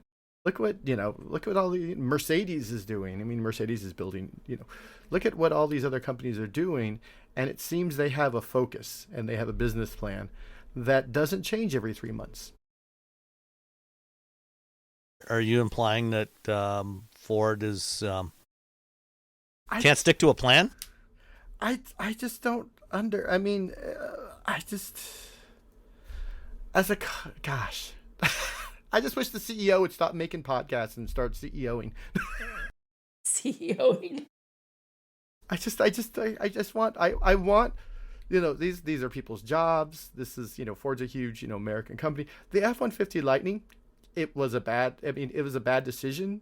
Like the amount they thought they were going to make, but it's still a wonderful vehicle. The Mach-E is a great vehicle. The E-Transit was great. And I have a whole video about the E-Transit that is now dust in the wind because they're like, yeah, we're not going to do that anymore. I'm just like, doesn't matter. I'm like, your business plan shouldn't like disrupt people just making a video about one of your cars. So yeah, there is a, when you look at the way Hyundai operates, where everyone like, this is the plan, this is what we're going to do, and then they focus and stick to that plan, and then you look at Ford, we're like, Ford is me in my college years. Like, I should do this homework, I should do this thing, I should do this. The only caveat I put to it is, it is the industry is so messed up right now trying to decide what to make. And the whole push for EVs and not a push for EVs, and people want to buy them and people don't want to buy them, and there's an incentive and there's not an incentive. And it was a tough call. It was tough to figure out. I mean, think about all the losses a lot of them have taken and pulling back but on EVs. I think a lot of those losses were just bad management, to be honest. Some of it definitely, but it was also just you have to guess, right? You have to guess which way. Dumping more just dumping more bad ideas on top of the other, as opposed to Oh, for sure. But I think a lot of them are like, look at who hasn't canceled EVs of some kind at this point? I mean, who hasn't canceled cars, to be honest? Yeah, or canceled whole companies. What was the one? The Sony Avila thing. Yeah. Oh, well, that was a boondoggle from the beginning. That was one that never should have started. I mean, that's probably the smartest thing that Honda did. Right? That was the smartest thing that Sony that Sony ever did was allow Honda to cancel the car that no one was going to buy. Mm-hmm. Yeah. So I just wish Ford would just, I don't know, find a plan and stick to it. I mean, the companies that seem to find a plan and stick to it seem to be doing pretty well. And the ones that are sort of floundering and like we have a meeting once and then we're like, that's the new plan. Those are the ones that are, having a little more trouble. Listen, they have the F-Series to keep them going for decades. Exactly. Ford could cancel everything. They could mess up nonstop, and that F-Series will keep them rolling for decades. So it does give them a really nice cushion. They have a sure thing right there. Whatever they want. But at the same time, when you're someone who's buying a car and you're just like, what? Okay. All right. I guess the fact that the F-150 Lightning is not a huge fleet vehicle, but the Silverado EV is. I mean, GM is I've talked to GM a couple times about their EVs, and some of them are like, we are pushing really hard for these to be in fleets because it makes a lot of sense for fleets. And then I look around, and there's a lot of Silverados and a lot of fleets. Mm-hmm. That's frankly where most of them are. Most of the Silverados I've ever seen, the Silverado EVs, are fleet vehicles of some sort. Those should be F-150s, to be honest, because you can just transfer whatever you have on your other F-150 on this vehicle onto this vehicle, and instead there's something else. And I'm just like, that is, you know what? The only fleet leaving money on the table. The only fleet EV truck I've ever seen. There is a paving company around here that uses Rivians. And they have a little fleet of Rivians that do. Oh, yeah. You'll see them around, and they've been using them since first time last summer. And their trucks are everywhere. And we have one neighbor in our neighborhood who has a Lightning. One. That's it. Good truck. It is a good truck. A lot of Caltrans, Silverado EVs. A lot of local municipalities in California, Silverado EVs. And I'm just like, those should be F-150 Lightnings, to be honest. Yeah. Yeah, I mean, GM was smart about like, okay, well, we accidentally told everybody these were going to be $100,000, so that we kind of shot ourselves in the foot that way. But if we can sell these to a lot of of fleets, we're making money. Exactly. Well, back when Doug Field first came back to Ford in like 2021 or 22, whenever that was, they did an event in Dearborn where he introduced his new leadership team there. He had brought in a bunch of people from outside Ford to lead software and lead electronics development and all kinds of other stuff. And I said it was almost all people from outside of the auto industry, even not just outside of Ford, because there were people from Hewlett Packard and elsewhere. At the time, Ford was saying, yeah, we're gonna, they had launched the Lightning, they had launched the Mach-E, and we're going to do this next generation EV that's going to be a 3-row electric crossover. It's going to be on a new platform with a new electronic architecture, new software. It's going to be all updatable. And then they delayed it and eventually just canceled it entirely. It was supposed to be in production by the end of 2024. And in August of 2024, they canceled the entire program. And they canceled most of the other stuff. And now they're using the stuff from the Skunk Works, which is maybe a step beyond what they were doing. Who knows? But they never publicly showed what they were doing with a 3-row crossover. The only hint we had gotten up until this week was the Lincoln Star concept from 2022. I don't know if you remember that.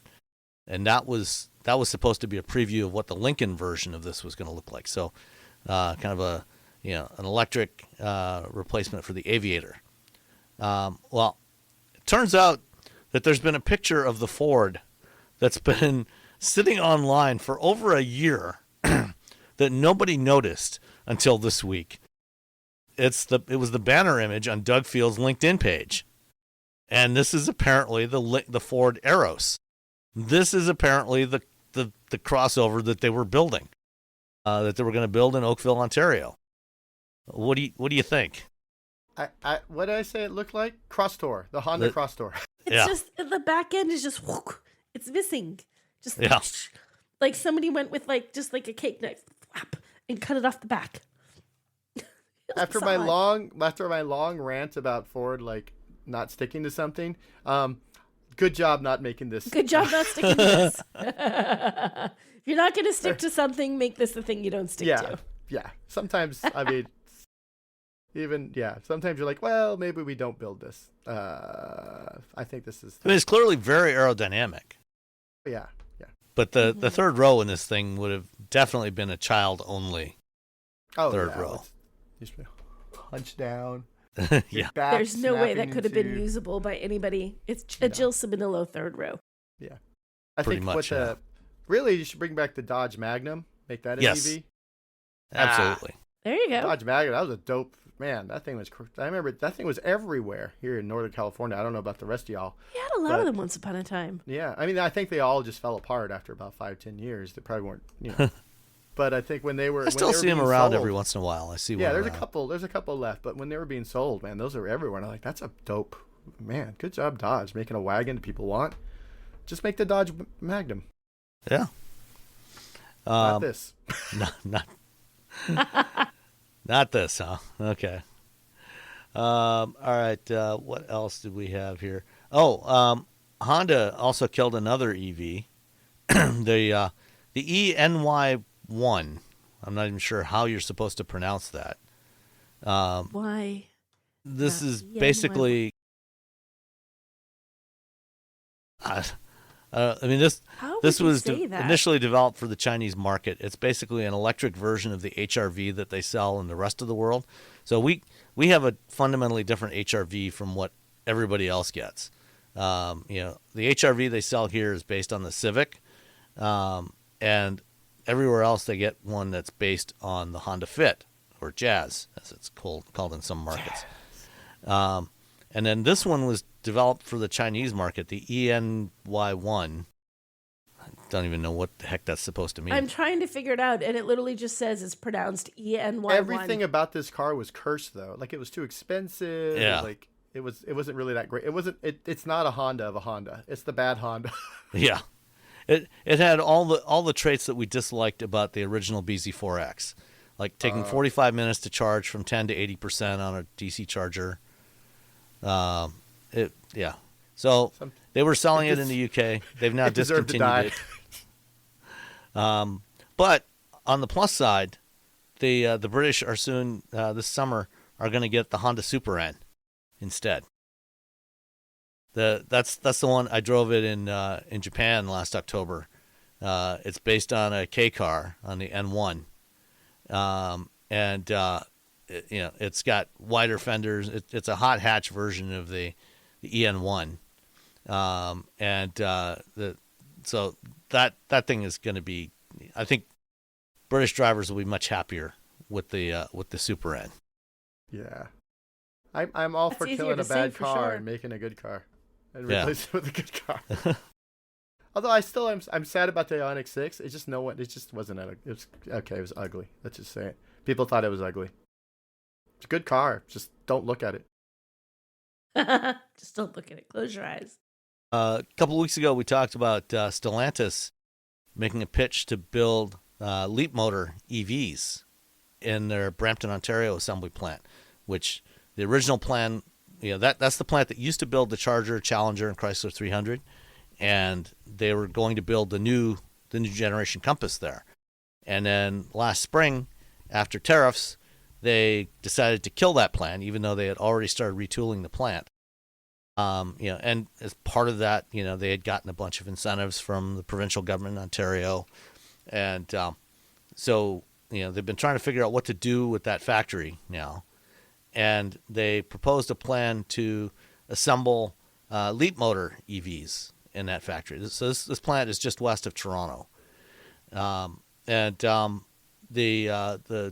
The government and the union, Unifor, the Canadian Auto Workers Union, rejected that plan because it turns out that what Stellantis actually wanted to do there was build these Leap Motor vehicles from complete knockdown kits, which, what that is basically is they partially assemble and put together a kit with all the parts for a car, put it in a crate, ship it to some plant overseas, and then do the final assembly there. So they can say, yeah, it's assembled here. That plan, instead of the 3,000 people that were previously working there, and it would have been working there building the Compass, that plan would have employed about 200 to 300 people. Like four guys with those Torx wrench that comes with the IKEA stuff. Essentially, Yeah. You're just rebuilding IKEA furniture, but cars. Well, and they would have had impact wrenches to put the wheels on. So that plan has now been killed. So now they're trying again. So we'll see. I mean, Stellantis is having an investor day next month here in Auburn Hills, and that's where they're supposed to lay out their strategic plan going forward.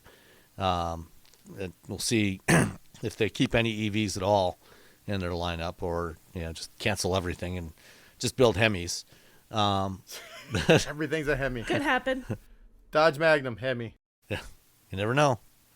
Just call everything Hemi. Just slap that badge on all the cars. Yeah. So we'll see if they have anything to say about the Brampton plant then. Brampton. That's fun And to say. then finally, the National Transportation Safety Board recently released their report. Back in early 2024, there were 2 fatal crashes involving Mustang Mach-E's operating on Blue Cruise.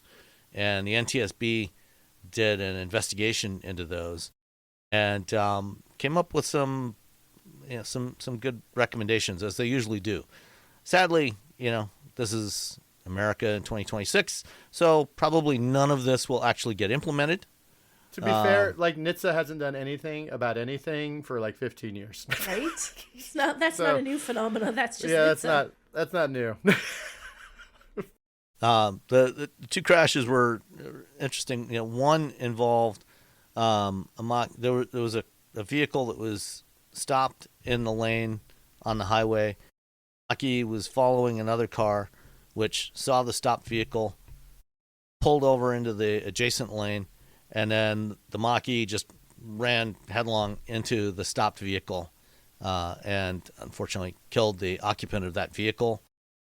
Neither of the occupants of the two Mach-Es were seriously injured in either of these crashes, but the one in Philadelphia ran straight into the vehicle, and then the other one involved a Mach-E going almost 75 miles an hour in a construction zone that was marked for 45 miles an hour. Again, ran into a stationary vehicle. Turns out the driver of the Mach-E was in fact impaired, was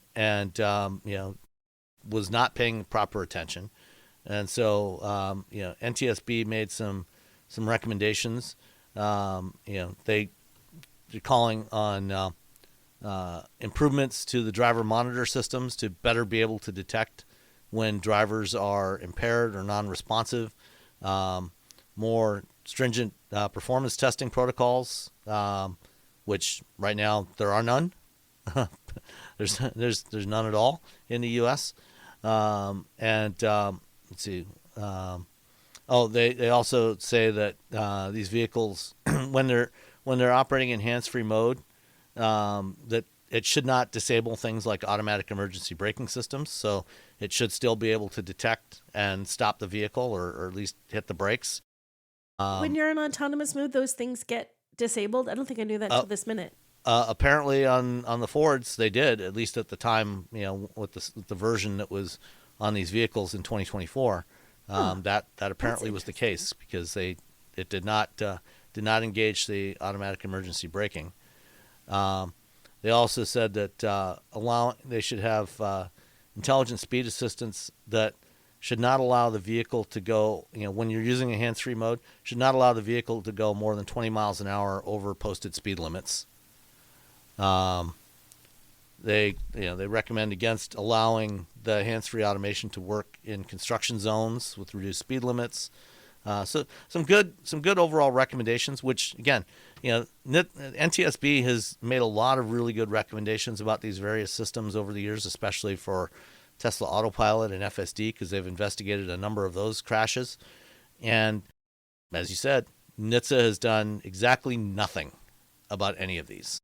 I went to the hearing for the accident, the NTSB hearing for the final sort of conclusion for the gentleman who died, the Apple engineer, Walter Wang, Model Y or X. X, I think, yeah.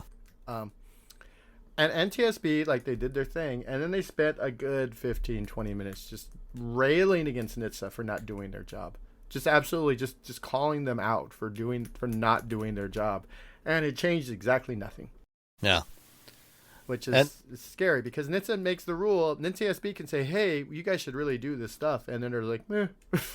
Right? It's like, yeah. And this is, this is They've been long decades of criticized this. for being so slow moving to change things and make a regulation that should have been changed years ago finally sees its time in the light. Like, why didn't we do this 10 years ago? Why didn't we do this 8 years ago or whatever? And under the current administration, they're not going to introduce any new regulations. All they want to do is eliminate existing regulations. Yeah.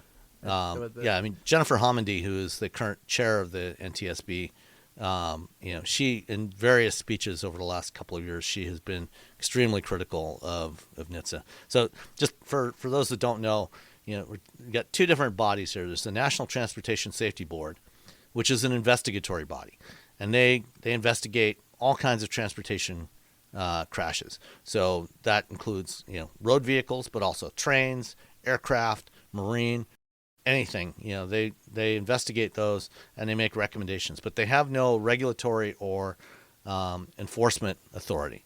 That's up to the National Highway Traffic Safety Administration to make the rules and enforce those rules. And NTSB has always been exceptional at what they do in terms of investigating crashes and finding, determining root cause and making recommendations. The National Highway Traffic Safety Administration, whose responsibility is to take those recommendations and put them into rules, they have been utterly negligent for at least the last 10 or 15 years. They've done just absolutely nothing. Worthless. Yeah. Anyway, let's get on some planes next week, everybody. Yeah. That's FAA. That's a totally different, has nothing to do with NHTSA. Sorry. Yeah. All right, so that's all we've got for this week. We do have 2 interviews that Nicole has recorded over the last couple of weeks. We had, posted a couple last week, including Allison Witherspoon, the CMO of Nissan. This time, we've got, first up is going to be Jennifer Morrison, who is she's Director of Safety Strategy and Communications for Mazda North America. Correct. And then after that will be Rob Whitley, who you talked with at the New York Auto Show, and I forget what Rob's I'm trying to get is. his actual title is product planning, what is he? Head of product pricing and Lucid Air production marketing and management. It says in here. Okay. So both of those conversations or the Rob Whitley conversation was at the New York Auto Show. I'm not sure where you talked with Jennifer Morrison. Jennifer Morrison, I just talked to her last week. I just chatted with her on the phone. All right. So both of these, if you're a patron, thank you so much for your support for the show. You've already heard these. They've been in the Patreon feed for a while now.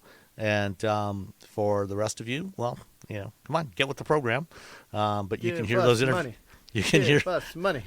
You can hear those interviews now, starting off with Jennifer Morrison and then Rob Whitley. And we will talk to you next time. Bye. Bye. Tell me, what is your title at Mazda first? Good one. Yes, I'm the Director of Vehicle Safety Strategy and Communications. Okay. So Mazda is on quite a roll. You have, unless it's changed since I last got this, 8 2026 IIHS Top Safety Pick Plus vehicles in your lineup, which is the most of any automaker. Is that still correct? It's still correct. In fact, the Crystal Awards themselves, I can go grab one from the hall. They just arrived in the DC office. We just unboxed them and put them out on display on our console table in our lobby. So yeah, 8 is a lot. They're very heavy, and they're really hard to earn. So that's another thing that I'd love to talk a little bit more about. Yeah, so 8 is a big number. I mean, there's automakers that have had cars for ages that they cannot get that award on certain vehicles because they just can't swing it, because it's not just 1 or 2 things. It's a huge number of things you guys have to hit in order to get that top safety rating. So talk to me a little bit about what Mazda does to manage to get all those awards for its vehicles. Right. It really is a stack up. What we do, like big picture, long-term answer of how we do this is we're aligning internally on what truly does affect vehicle road safety in real world crashes. So we're internally already doing our own research. What types of crashes are people getting most injured in?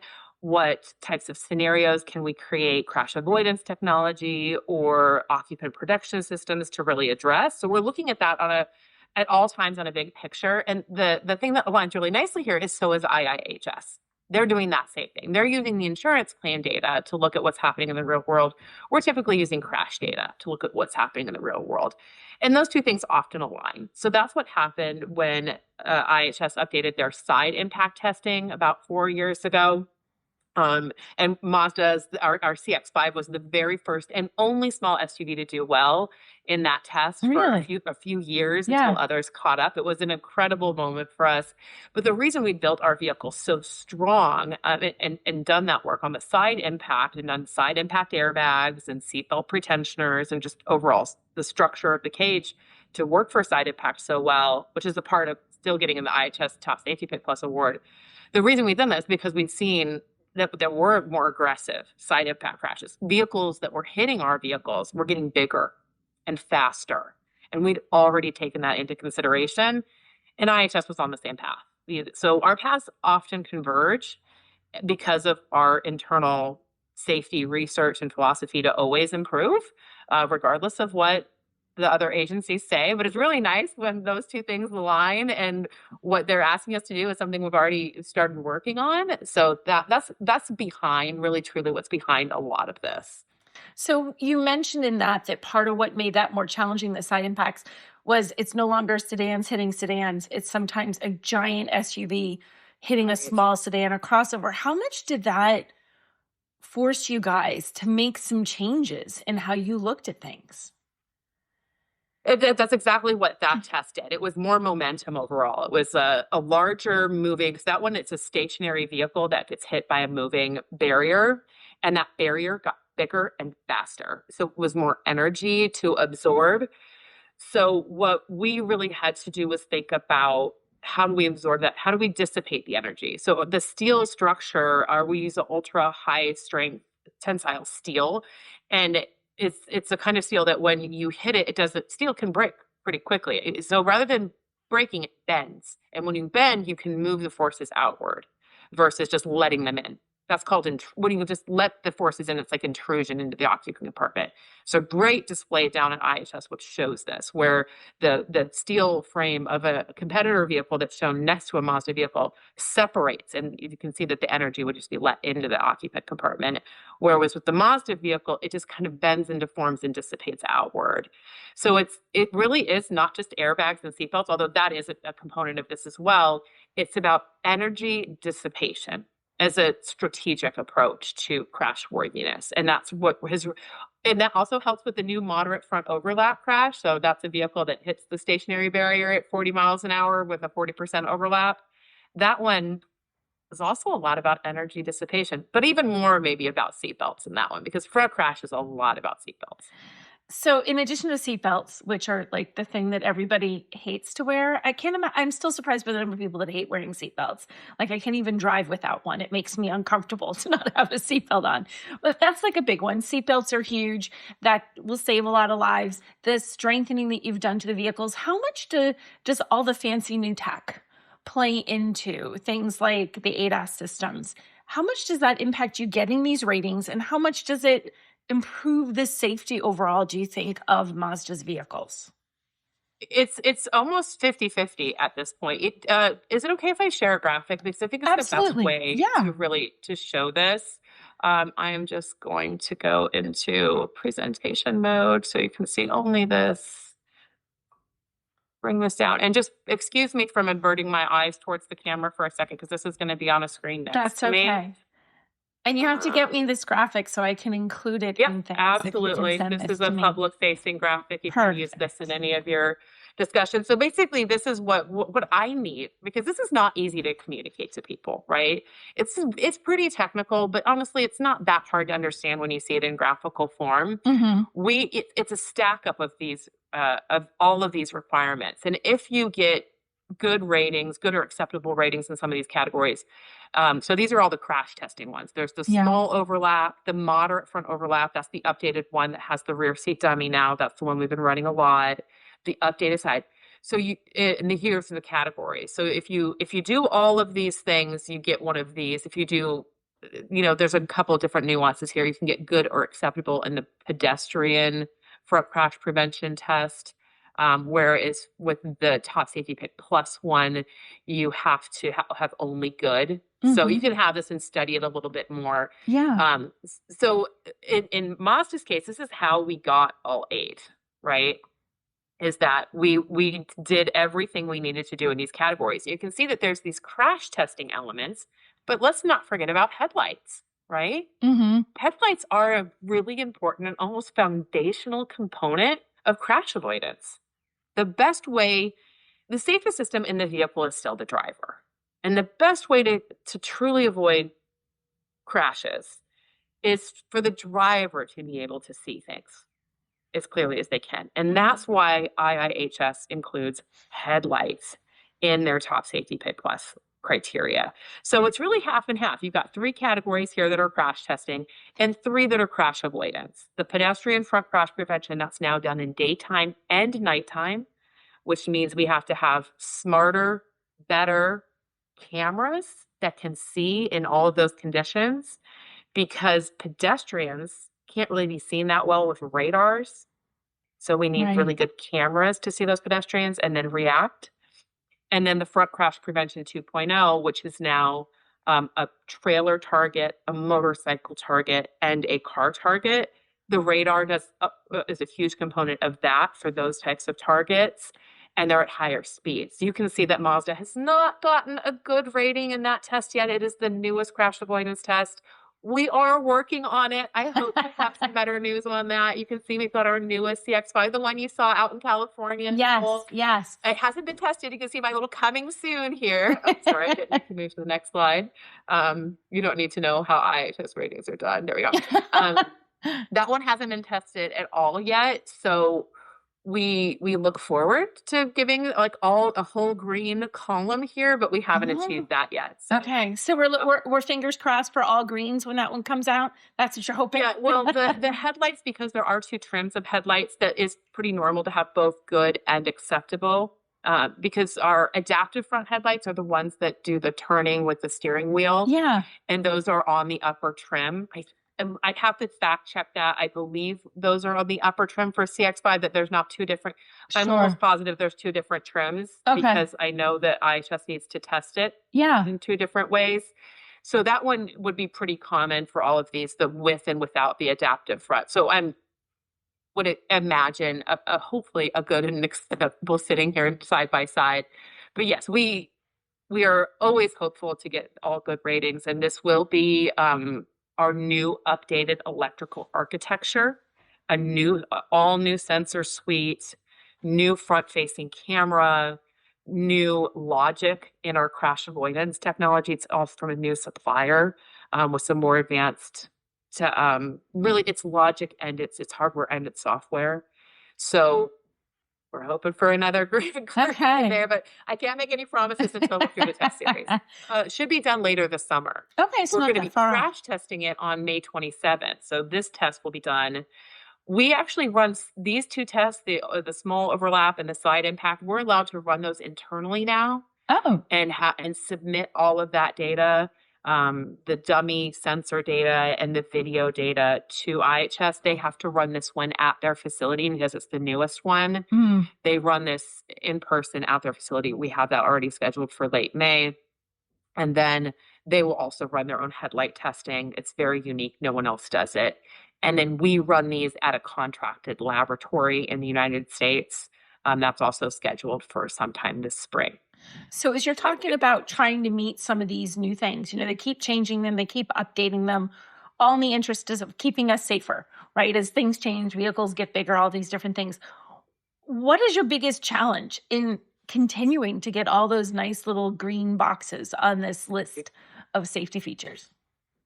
Yeah, I mean, it's the biggest challenge is truly keeping pace with there's a lot of technologies out there that can help solve these problems, but we have 8 models, right? So sometimes you've just reinvented a model, you've just done your updates, and then you need to move on to the next product cycle, the next model. And keeping pace with all 8 models is something that Mazda has really done an outstanding job on. I think that's why you often see some of these other companies only have 1 or 2 top safety pick plus awards. Because in their product cycle, I do give credit to many of our competitors. They are also safety focused and they're able to add this new technology in. But the thing that's really differentiated Mazda is that we're doing it further upstream. Maybe it's helpful that we only have 8 models and not 25. right? So some of our competitors have a much more diverse set of products where we can do it a little bit further upstream and get the technology baked in a little earlier so that we can hit these marks right as IHS is releasing their award criteria. But it is still a big challenge, the timing of it, because oftentimes we're getting that criteria 2 years ahead of time, but our product cycle is 4 years generally.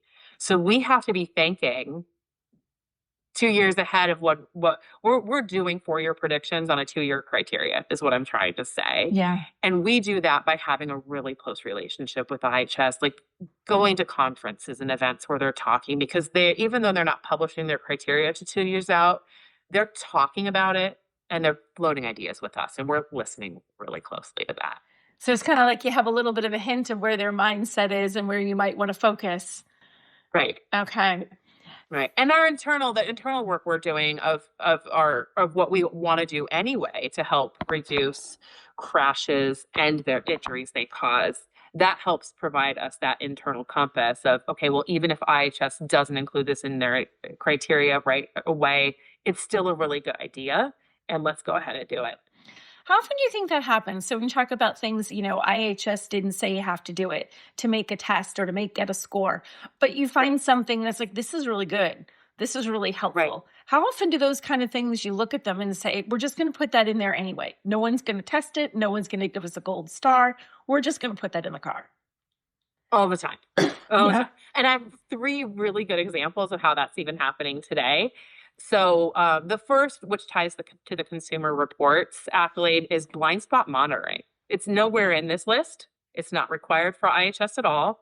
But for consumer reports, it's one of their foundational requirements that we have blind spot monitoring systems, which have no federal regulation. There's no federal motor vehicle safety standard that requires those. That surprises a lot of people. Yeah.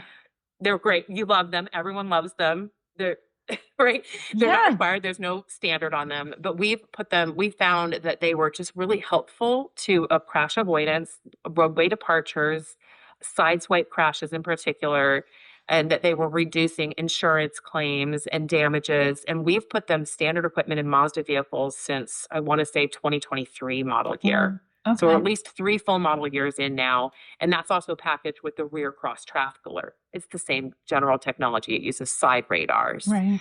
So that's a technology that IFS doesn't say anything about. The government doesn't say anything about. We think it's great. Our customers think it's great. On Mazda, it's standard. You do not have to pay extra for that technology. Okay. Kind of core safety principle. And that's really what helped as a big differentiator for us for that Consumer Reports Award. Another one is traffic sign recognition. It's the speed technology that says that's able to use either mapping data or a camera and see if the speed of the vehicle is matching the speed of the roadway, and then provide a series of different alerts. That's a technology that is standard on the new CX-5, and IHS is thinking about it, and they've mentioned it as part of, they have this program called 30 by 30. They would like to reduce 30% of crashes by 2030. It's an optimistic goal, but we agree that would be wonderful. And speeding is a huge part of that, trying to get people to reduce their speeds. So we've already started to roll that out as standard technology. It's available on all of our other products, and now it's standard on the CX-5. And there was one more that I was going to bring up: speed, blind spot. And now I'm going to lose the third one, but it'll come back to me. It's going to come back to you after we finish talking. Let me leave you with the 2 and the third one. Okay, we'll go with 2, and then when I get the email. Reminders. I'm sorry, it came back quickly. Oh, what is it? The seatbelt reminders. So Mazda has had seatbelt reminder icons in our vehicles since, I think, 2018 model year. And the government has been saying they were going to regulate that for many years, but then never did. And then finally just published their final rule. But it's kind of like mute to us now because we did that. That was so yesterday. It's nice to be thinking that when the government catches up, you're like, we did that already. Nothing to change. Old hat. It is. It's reassuring because we did that. So those are just some examples of how we tend to be ahead of the curve. It really is based on just following your own internal compass of what you believe is the right kind of technology to deploy, regardless of being told what to do. And for people most people put a priority on safety, but especially people, I think when you have kids, then it becomes super, super your priority. You'll take risks with yourself that you'll never take with your children. What do you hope families take away from seeing this giant list of top Safety Pick Plus awards for Mazda? I hope parents really get that clarity that there is a new leader in safety, that safety is not something that is always standard. You have to do your research when it comes to buying consumer products, whether that's a dishwasher or a sofa or whatever. Consumer products are not created equal, right? We all know that from the things that we purchase that are in our daily lives. And that's true with cars. I think that a lot of people are surprised to know that these crash avoidance technologies are unregulated, that blind spot monitoring is not required, and that they have to do their research to help protect their families and really have a wonderful drive and not one that involves an accident, right, in their vehicle with their children. It is not, all products are not equal, and Mazda is the new standard in safety. There may be some of those other brands out there that have been synonymous with safety for years and years because they did some great marketing back in the 80s or 90s and it stuck. But those that do their research now can see very clearly that Mazda is the safest new car brand in America. Excellent. Thank you so much, Jennifer. This was perfect. Awesome. Fun to talk about. Thanks for roasting my skids. I don't know. Okay. Okay. Name and title, so I have it officially. Yes. I'm Rob Whitley, Whitley. And thank you for that. Yes. I have learned. And I'm the Air and Gravity Product and Pricing Manager. Product and Pricing Manager. So yes. Talk a little bit about, guys just won the World Car Award for the Gravity. Yes. How excited are you? Super excited, and thank you again for that. We can add it to our list. Behind the vehicles here, we have many, so we'll add it to our very esteemed list. You have to redo that whole sign now before the auto show opens. Happy to do it. So, okay, or just put a sticker on there with one more little... Exactly. Or the actual award itself. You need a little podium to put it in front of there. Nick Twerk was actually saying he thought about ordering another display case at HQ because we've run out of room. So I mean, that's the kind of problem that you want. We have run out of room for our trophies. Yes, so he has some at his desk, and he needs to clear his desk of this. That's awesome. I love it. Very happy for that, and for Air, we won for Gravity obviously this morning, but for Air, we were at one time the most awarded new luxury vehicle in America. Really? And the number of awards that we have is just immense. And now we still are the most awarded in our segments over the past 3 years. Why do you think that is? It's the work of our engineering and design teams, and how they were able to optimize so much to enable cars that have all the superlatives that they have. It makes my job easier. So we have the longest range, fastest charging, and in many cases the most spacious vehicles in their segment. So we're in the entire industry. So it's that coupled with the performance, the driving aspect, and it makes the feel. It's something that those of you like the jurors and the journalists see, immediately upon driving the vehicle, and it's something we're all just couldn't be more proud of. So. Like you said, on to our third product. The next one. So, have you said anything about the third product? I'm not trying to fool you. What have you said about this? We have provided the name. So you did. We'll have Earth as the, Cosmos for the third. Okay. Have you said what they are yet? Do we know what? Yeah. Okay. Crossovers. So they're going to be mid-size crossovers, and we've announced that starting price will be under $50,000. So that's a big thing. So I actually love the first Lucid I drove was the Air, and I remember driving it and thinking it was amazing. I was like, wow, this is incredible. It was super impressive. It was just beautiful and drives beautifully, and the styling. But crossovers are kind of where it's at right now, right? So you're getting it, and the lower price. What's the decision behind taking the price a little lower for what is very much a luxury brand at this point? So it remains a luxury brand. We're conscious to not, go to mainstream. So the brand is luxury, and electric is secondary. So we're a luxury car brand, and we make the best cars that happen to be electric. So We obviously conquest very many customers from our main EV competitor, but what we're seeing, especially Gravity, is a huge influx of ICE, three-row SUV competition. So do you know how many, like, what's your percentage of ICE people coming in versus other EV people coming in? So the number one trade-in for Air is Tesla Model S. So that is by twice the amount of the number two. Wow. So we are getting a lot of, and I think some of that's due to the recent cancellation, which was announced of Model S and X. Yeah. But, we do see, percentage-wise, I have to follow up with you on that. That's okay. But we do see a lot of ICE, like BMW 5 Series, Mercedes A-Class going into Air. And similarly with Gravity, the data is still, there's a lag of that data that we reference of a few months, but we do have a few months of data to go on, and we're seeing that those Mercedes GLS customers, BMW X7 customers are coming into Gravity. So that's something we're very happy about. So you're pulling from a lot of those are true luxury brands that are established, exactly. and they're saying you're first. Do you know if they're first EV buyers? Yeah. Like the first? Yes. So many are, and I have that stat. That's okay. I don't expect you to have every number. I shouldn't put you on the spot. No. We are seeing more Gravity buyers choosing Gravity as their first EV than we've seen with Air. I think that's partially because of early adopters. They are more focused on EV to begin with. They're early adopters of Tesla's Model S, and they're going into Air. But Gravity is actually really pulling from those three-row luxury SUVs at a greater rate than we've seen with Air, which is exactly what we want, because that's the broader market. So, of course, even though Tesla sells many Model X vehicles, the bulk of that segment are still ICE vehicles. Okay. Yeah. So for the crossovers, SUVs that are coming, who's your target for that? Who do you think is going to want that one? So that is the buyer who wants really a vehicle that can do everything. So, we'll maintain our DNA of performance, driving, great handling dynamics, but, someone that is a bit more pragmatic. They want that efficiency. Efficiency is key.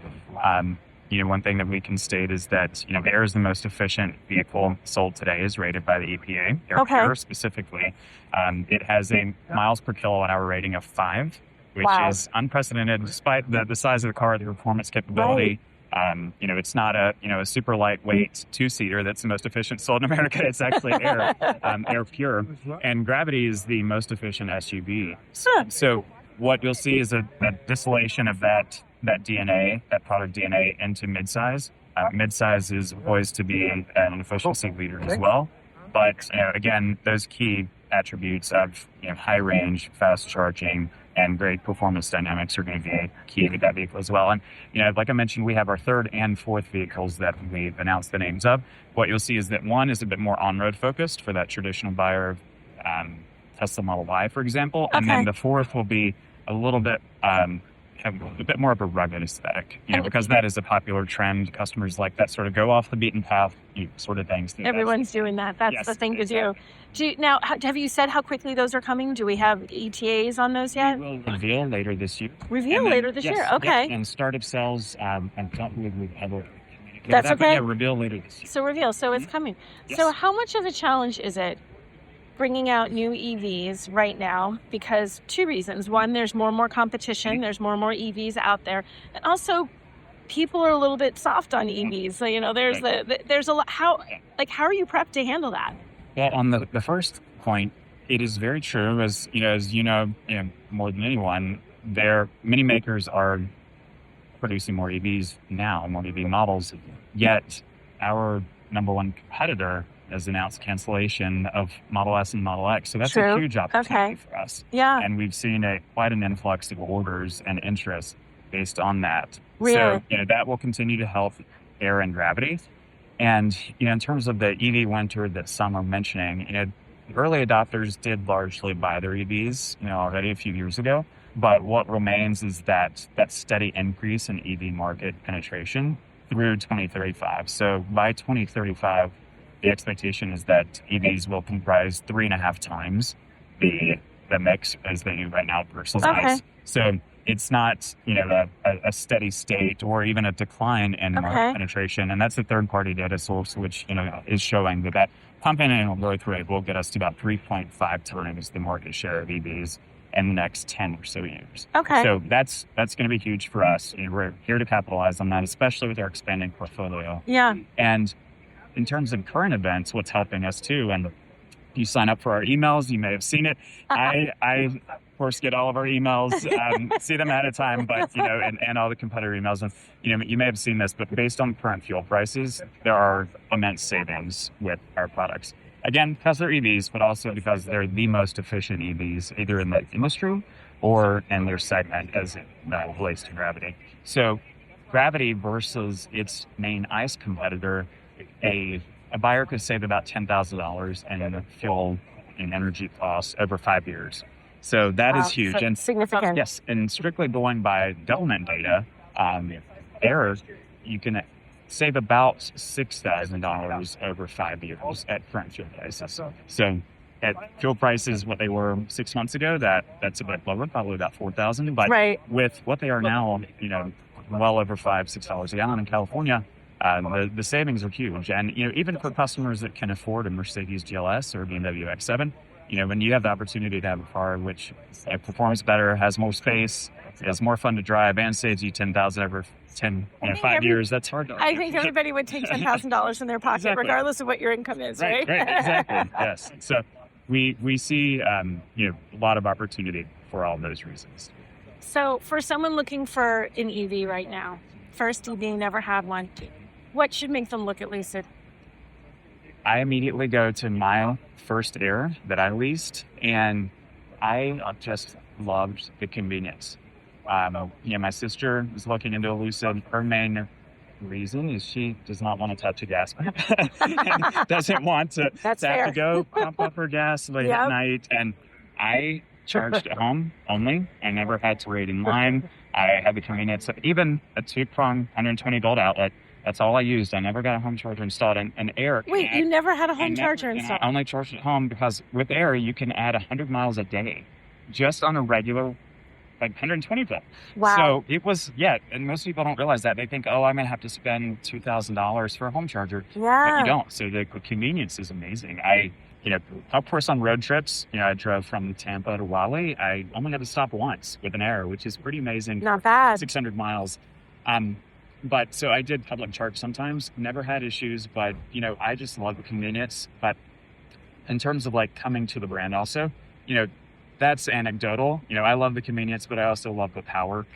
There's, like you said, when you first drove an Air, there's nothing like the power of that. And just the seamlessness, the cohesive feeling of everything, and the design. It's a timeless, very elegant design, something that's not, brash and in your face, with that, a hood line that comes up to your waist.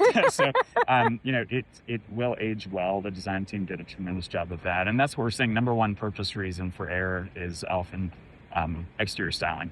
So it's a beautiful car. It goes back and forth a bit between exterior styling and the sort of technical innovations reason. But ultimately, come to the brand for all of the vehicle offers. I mean, you have a supercar and an SUV form that can seat 7 people, and you can fit a refrigerator in the back with the 2.